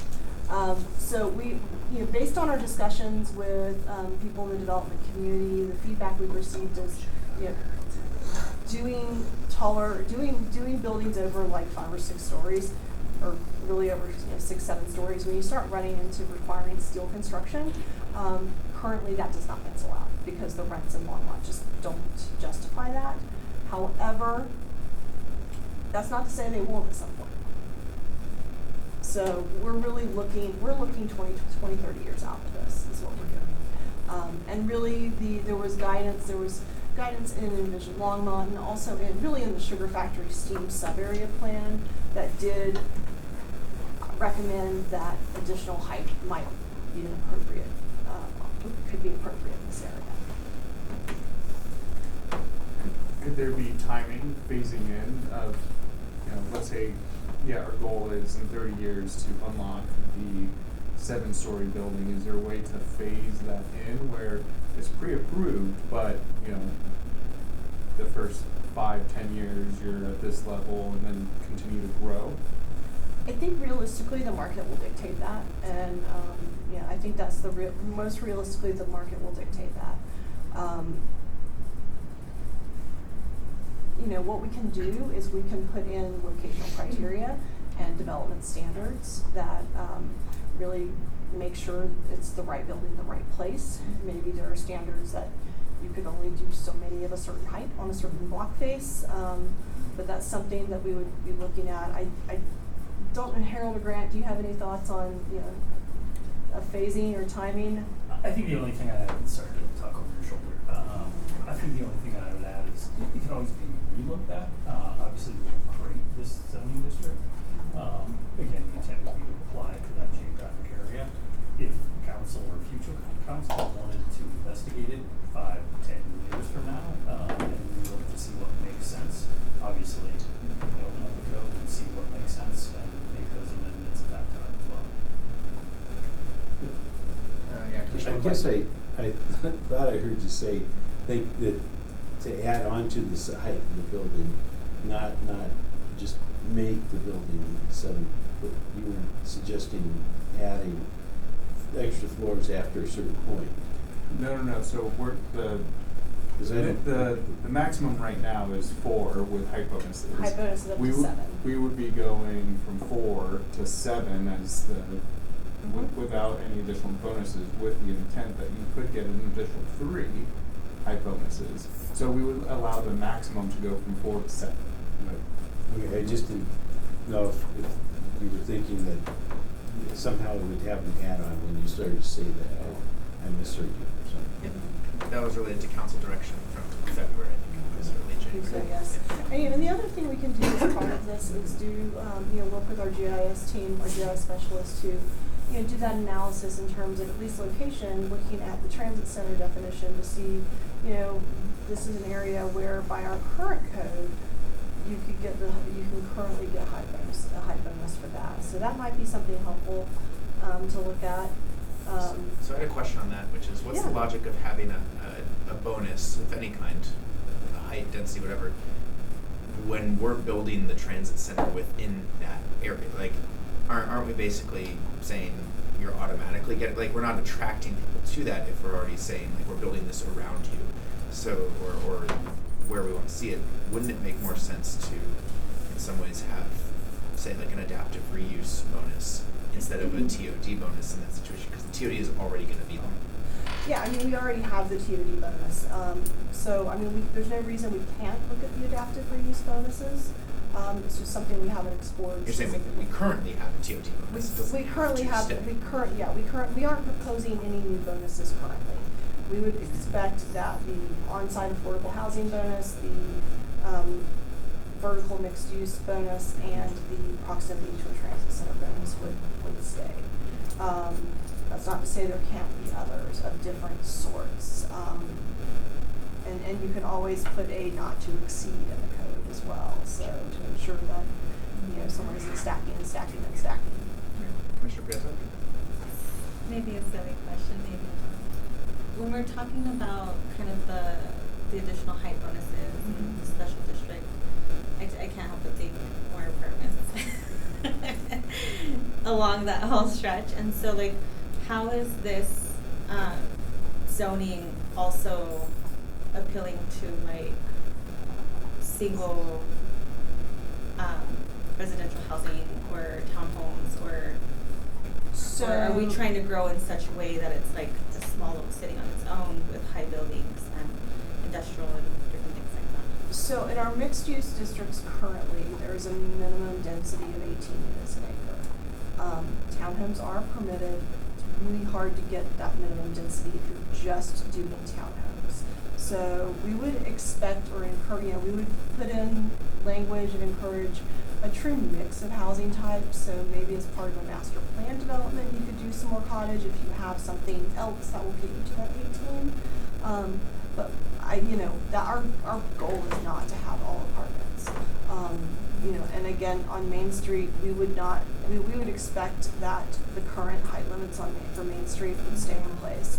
Those are discussions we've had with DPA as well.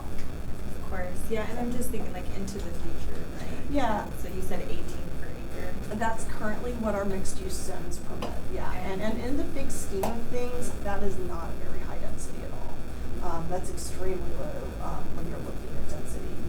If you're doing a multifamily project, you're doing like a small old school garden apartment that most developers just aren't doing anymore. But but in the big picture, 18 units an acre when you're doing a compact development, it's not that high. I mean, I can tell you from doing, block level analyses of density in some other neighborhoods of single family homes in some of our older neighborhoods, there are blocks that, density doesn't always look like what you think it does. There are blocks within, our old town areas that they're upwards of 10 units an acre, but it's all single family homes. And so, you can throw an ADU on there and it's 22 exactly, right there. and you can throw an ADU on. I mean, It doesn't look like a block. There are different ways to do density, and by setting the parameters to do different types of units, we would, look at, we would hopefully have a fairly diverse, community. The other thing to consider too, though, is we are, in most cases, kind of at the mercy of what the market is willing to do. We can set parameters, but if no one wants to fall into those parameters, it's going to sit vacant. So we need to figure out what works. And I'm thinking like incentives, like what can we do to make it appealing and pencil out for developers coming in? And it sounds like with the 7 to 10, like these are things that we're putting into place to attract that type of development. But like, are we also working on the opposite end for the other type of development? I'm sorry, Harold, go right ahead. Well, just to build on that for a second, then maybe you can answer both. So we were having a conversation about employee and student workforce housing before, and I think that folds somewhat into this. I mean, how are we thinking about what types, as we get to more flexibility in types of units, even if they are for rent, if they're serving different needs and populations in our community, they're addressing gaps in a different way. And so I'm curious, you don't have to have an answer yet for like how we're going to do that, but I think that builds on the conversation we were just having as well of how do we think about types of things we're trying to encourage in here and who we're trying to encourage it for. Yeah, I think part of what I was going to say, what's behind this, and everyone talks about the market, but the market actually starts with the land cost. Yeah. And so one of the challenges in the areas that we're talking about is the price per square foot is dramatically higher than it is in other locations. So, like right now on the property that we were purchasing from the transit station, price per square foot is probably averaging around $45 a square foot. So when you take $45 a square foot and you're trying to put... How does that compare to a different part of our community? So market rate probably when we did True North and other areas is probably $18 to $20 a square foot. So it's almost 2 to 3x. So when you take that 2x cost in the land, then how you make the pro forma start penciling Yeah. becomes a challenge. And then the other thing, in the areas that aren't developed where we're talking, they bring a lot of other problems. And a lot of those problems are environmental. So when you start then layering in cost per land and the environmental cleanup associated with it, things start getting squirrely pretty fast financially. But then take the sugar mill, for example. The cost per square foot may not be that high, but you're coming in probably before you do anything at depending on what level of remediation, I would probably say $30 to $50 million in remediation cost. Yeah. Just to start the project. So every one of these parcels brings their own characteristics and their own challenges. And prior to this council, one of the things that we talked about with the last council is, in some ways, part of why we started seeing so many multifamily units being built adjacent to neighborhoods is because it was almost, there was almost this incentive to do it, because the cost per square foot on that property is much lower than the cost per square foot on the property in these corridors where you actually want it. So then the market started finding its places. So I just wanted to say that because it starts getting really complicated once you start digging into particular sites. But to Chair Popkins' point, 2, 3x, 4x times what it costs in other places. So just a follow-up question. So when we talk about TIF and we talk about the use of that funding, if there's special projects within the city, is there a way to either buy down land and or remediate to make it more appealing for future development that is not always X? Yeah, so that's actually, when we talk about the sugar mill, we talk about First and Main, that's very much the approach that we're using, is how do you layer urban renewal and all of this to use that increment to buy down on the cost to take care of some of those core issues. What I said earlier, though, it's not just urban renewal. We're looking at public improvement fund, we're looking at all of our enterprise funds, because it takes all of those things layering on each other to actually be able to pull the project. Thank you. And I was just gonna add that, one of the things that Jen said was about zoning being, providing flexibility, providing parameters, bumpers about what uses, bulk and area requirements, how tall something could be, where it is on the lot line. But it's not intended to be an incentive, right? It can create opportunity for some of these things, but incentives generally live someplace else. So other parts of the code, other types of economic development incentives, urban renewal to help with the costs related to environmental, for example. But zoning sort of functions differently than incentive. No, it can be a disincentive. Yeah, So and that's that's the what real I'm saying, thing. is if it's too red taped. It can be a disincentive in terms of if you're so narrow that there's not flexibility, then they're not even willing to take a risk to develop it. So while it's not an incentive, it can be a disincentive. But we have areas all over our code that do that. Yeah. And I think that's one of the things we're starting to look at is holistically. We're running into them right now. It's like, we have to do what and adds how much cost to this? And so I think it's the cake, and you're layering the cake where it's a little bit of everything. It's a little bit of zoning, it's a little bit of this, so you can bridge that gap. Question. You mentioned kind of the carve out or the rethinking of institutions as being a conditional use in that, which makes sense given what we're absolutely discussing in this area. How do non-institutions but other types of, say, non-traditional uses like an arena or an event center factor into this as a use? How does that get considered in when you're developing a different type of mixed use district? TBD. That's something we haven't gotten to that level yet, but we would anticipate those larger types of civic uses would be potentially available. The mechanism is the question as well. So So that might look like a conditional use where you Yeah. say something about the way that the lighting happens or how loud it is, or when it, there's some use standards that are associated with the use. Could be that that's plugged in, as part of the zoning already, so it already comes pretty, packaged for what are those things in that type of use that might be parameters that kind of put some bumpers on some of those uses that, this isn't your example, but the one that I often use is a kennel facility or a doggy daycare. Mm-hmm. That seems like it's an innocuous kind of use, but they can be very loud. And so that's where we might have some standards, and I probably do, and I always look to Grant to tell me when I've gotten over my skis, but where we might have standards about how the use happens, and so that is something that could happen for intermediate use if we were contemplating. I guess, we have development standards throughout our code for pretty much every use that may kick in depending on the location of the use or what district it's in. So.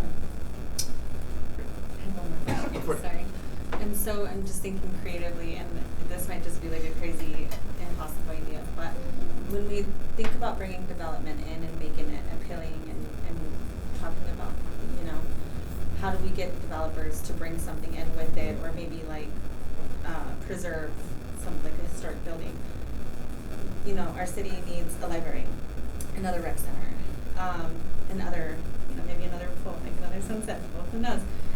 Is there a way through zoning to make it so much appealing to say, hey, if you can bring in a rec center or a library, then we can work with you on this development over here in this land? We might have to think about that one a little bit more. Well, that's what we do in development. We just have to Right. be consistent and fair. Yeah, Right. it typically happens in the form of land donations Right. for something, but it needs to have what the lawyers like to call a rational nexus to the development. Nexus and proportionality. Yeah, and proportionality, yeah. So we can't just say, hey, if you want to do this, you need to give us 20 acres or how much for this use, when that use may not necessarily be related to what's being proposed. Yeah, those exactions would be done unfavorably by the developer. Yeah, I would we think. try really hard to not get sued and Typically that shows itself in the development agreement, and honestly, folks that are listening to what council's talking about and just listening to the conversations tend to grab on things that they know that we're working on. Front Range is a good example. We talked about those issues and somebody saw it and said, hey, are you interested in doing this? So then it's not an exaction, but then it's a negotiated agreement where we get something that we need, they get something they need, but you can't exact it, but it's typically, if they're watching and paying attention, they will do that. And that's where the clarity, the guidance, and all of that starts coming together, because the more certainty you create, the more willing people like that are going to be to say, hey, we know you're interested in a library. What if we did this, but we gave you a location for a library? That's then when we start negotiating the development. And that's where signals from a group that your annoying chair makes you have to talk out and read out as a group also helps you. Yeah, and even just putting it in the paperwork, the city's looking for this, for any developers who are interested, putting that, I forgot what the term is, but it's just like a letter of intent, yeah. And that's how True North Sounds happens. like a prospectus. that's what I I think she's Exactly describing how more. True North I think she's happens. describing more of a prospectus, where it's Yeah. just more forward-looking. And so, Yes. because they don't know what they don't know, and not everybody's watching these boring meetings. Just saying. Cool. exciting. Commissioner Kalkoffer, I believe will be our last question. What was the preliminary feedback that you got from the community?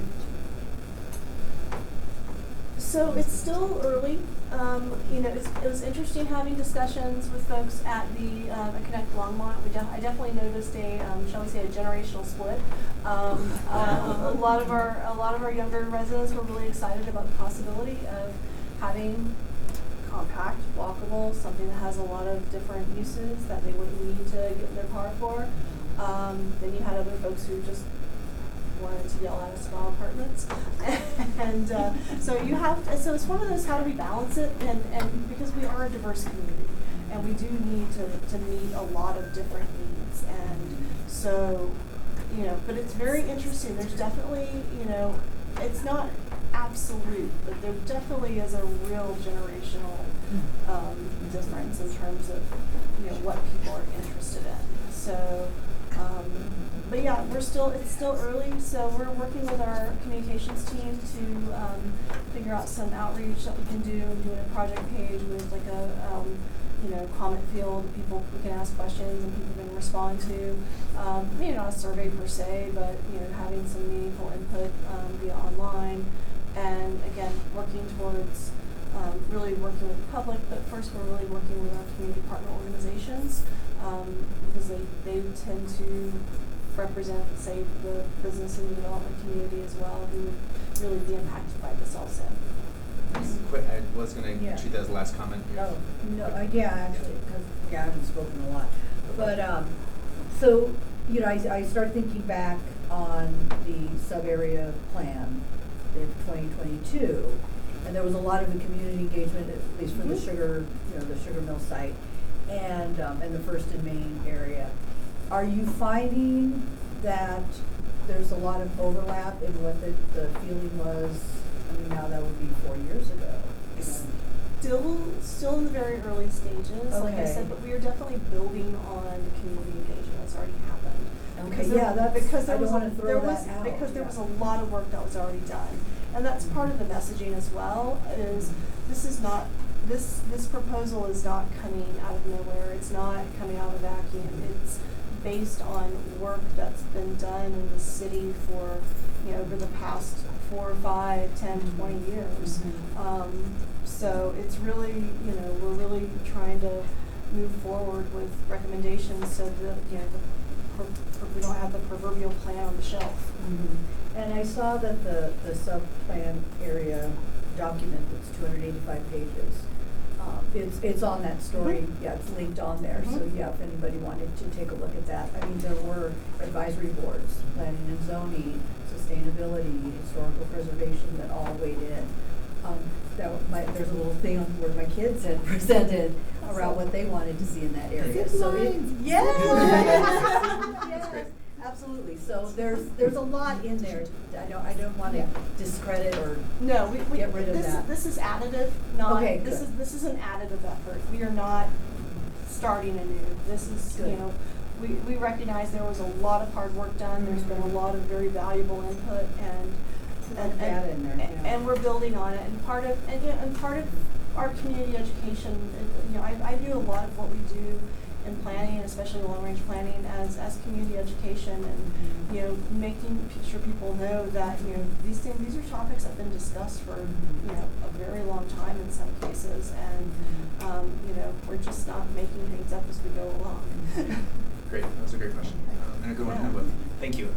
Thank you, Jennifer. Thank you, Grant. Thanks for all the work that's been going into this so far. We look forward to hearing more at a later date. Appreciate it. And that's a great reminder, Commissioner Hidalgo-Farian, that because our packet was only 32 pages this time, if you're interested in reading a 285-page plan to catch up on that, you have all the time in the world. Great. We're going to move on to item 8 in our agenda. That's a finance report. I do believe we have a brief report from our finance director. Yes. Teresa.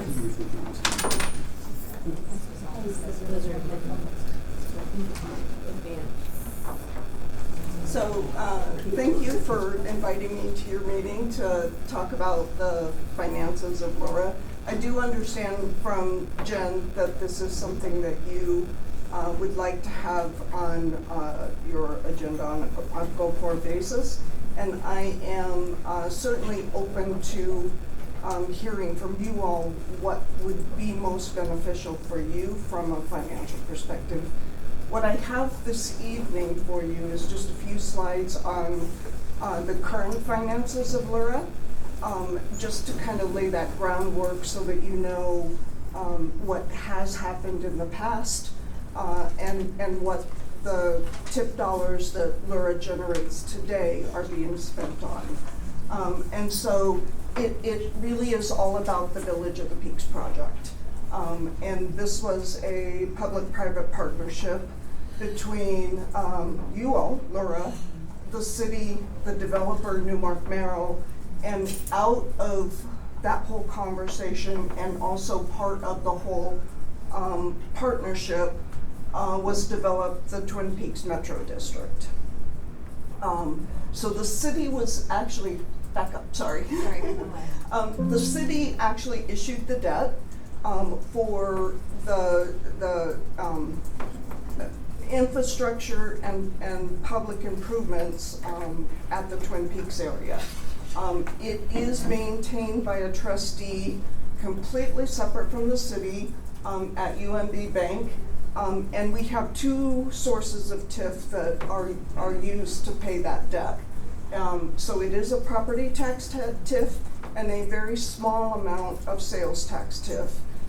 The property tax TIF did not generate enough to pay off the debt, and so the sales tax is what made up that gap. What percentage of sales tax? Do you know? It was like, you said small percentage of the sales tax? A small percentage, yeah, and I'll get into what that entails. So the debt was issued originally in 2014. It was 2 certificate of participation issuances that totaled about $30 million. We refinanced it at a much more reasonable, lower rate in 2022. And at the end of 25, this is what is outstanding that we still owe on these 2 debt issuances. Okay, so now the tax increment financing. So LURA collects the tax. The TIF comes into LURA, not the city. And the property tax TIF comes from the city, the school district, Northern Colorado Water District, St. Vrain Left Hand District, and the Metro District, the Twin Peaks Metro District.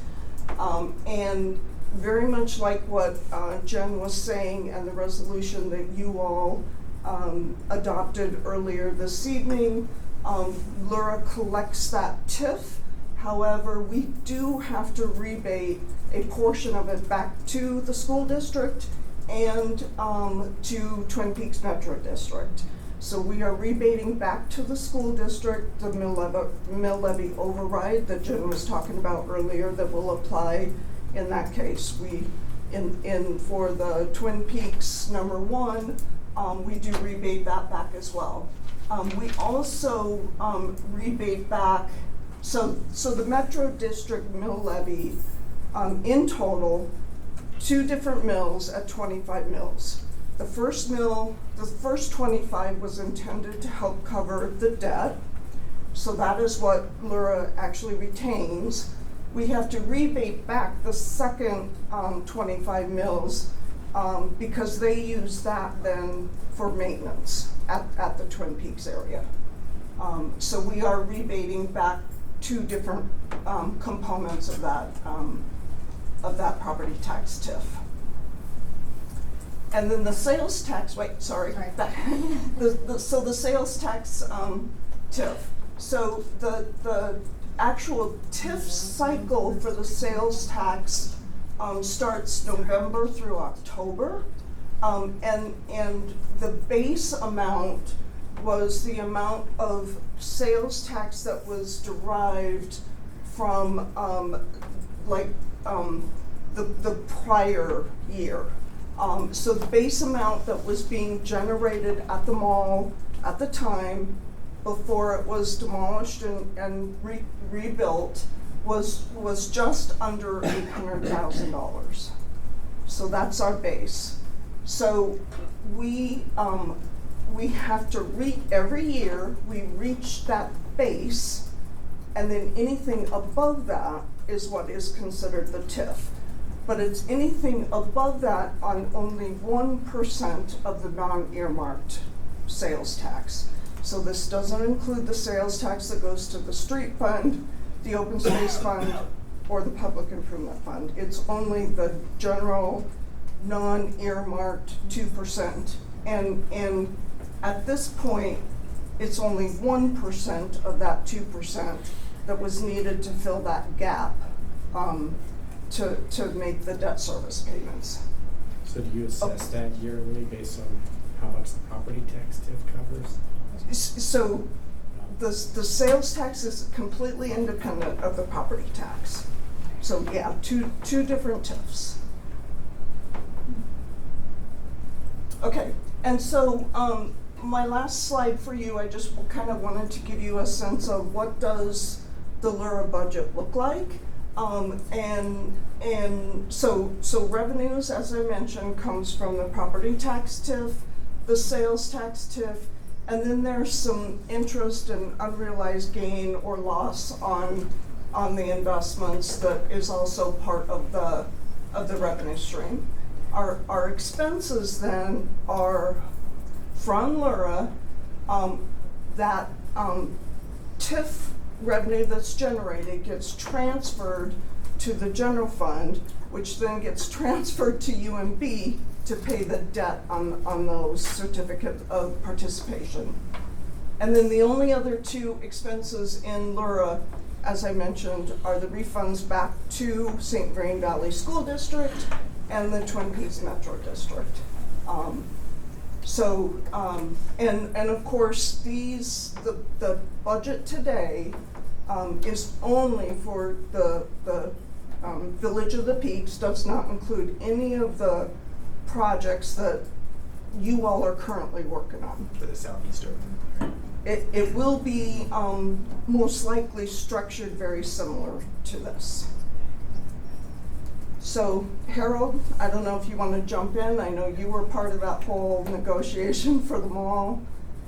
If there's anything you wanted to add? Yeah, no, I just think when we looked at what we were collecting in sales taxes, the mall was dying versus what we're actually collecting now. We're collecting a lot more money than we did prior to the redevelopment of this. The numbers were getting really low. And so that was really the big piece. And I think when we watch property tax covers the majority of the debt.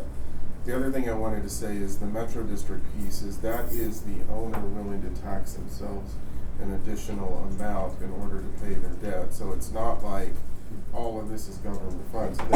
They placed an additional mill levy on themselves because it was cheaper to finance. And then part of the reason we issued the debt the way that we did, looking at the COPs, and COPs are different today than they were then. For example, today a COP, you can actually use the product itself as collateral versus needing to use other buildings. But the reason we did it is the interest rate was a lot better if we would have done it at the city level versus urban renewal. Saved us a lot of money by financing it this way. And actually, the projects that we're looking at coming forward are probably going to show themselves to be more advantageous from an interest rate perspective for the city to issue the debt versus the urban renewal authority. And I mean, right now, we're thinking that it will probably be 3 unique debt issuances, 2 on the parking garage transit facility side, 1 on the Front Range side. And the reason for 2 on the parking garage side is because the partnership with Tebow to build that residential wrap, they will want to have spaces parking spaces in the garage. So that can't be public. That's private, since it will be funded by them. So that would have to be a taxable debt, whereas the public side would be a non-taxable debt. So 2 issuances on that side and 1 for Front Range. Excellent. That sounds like a good thing to dig into in a future meeting as well. I appreciate it. Thank you so much, Teresa. Appreciate the baseline update for kind of where we are. You bet. And look forward to getting into spreadsheets in the future. Thank you very much. Yeah. Thank you. So yeah, certainly let me know what it is you all are interested in, on a go-forward basis. Yep, super helpful foundation. Thank you. That moves us on to our final agenda item, comments from commissioners. Any announcements or other comments from the commission? Hearing a resounding chorus of none, we'll move on to our actual agenda, final item, adjournment. Do I have a motion to adjourn? So moved. I have a motion from Commissioner McCoy, second from Commissioner Christ. Did I say that loud enough? All in favor? All opposed? Hearing none. Thank you very much. I believe we ended right on time. Right on time.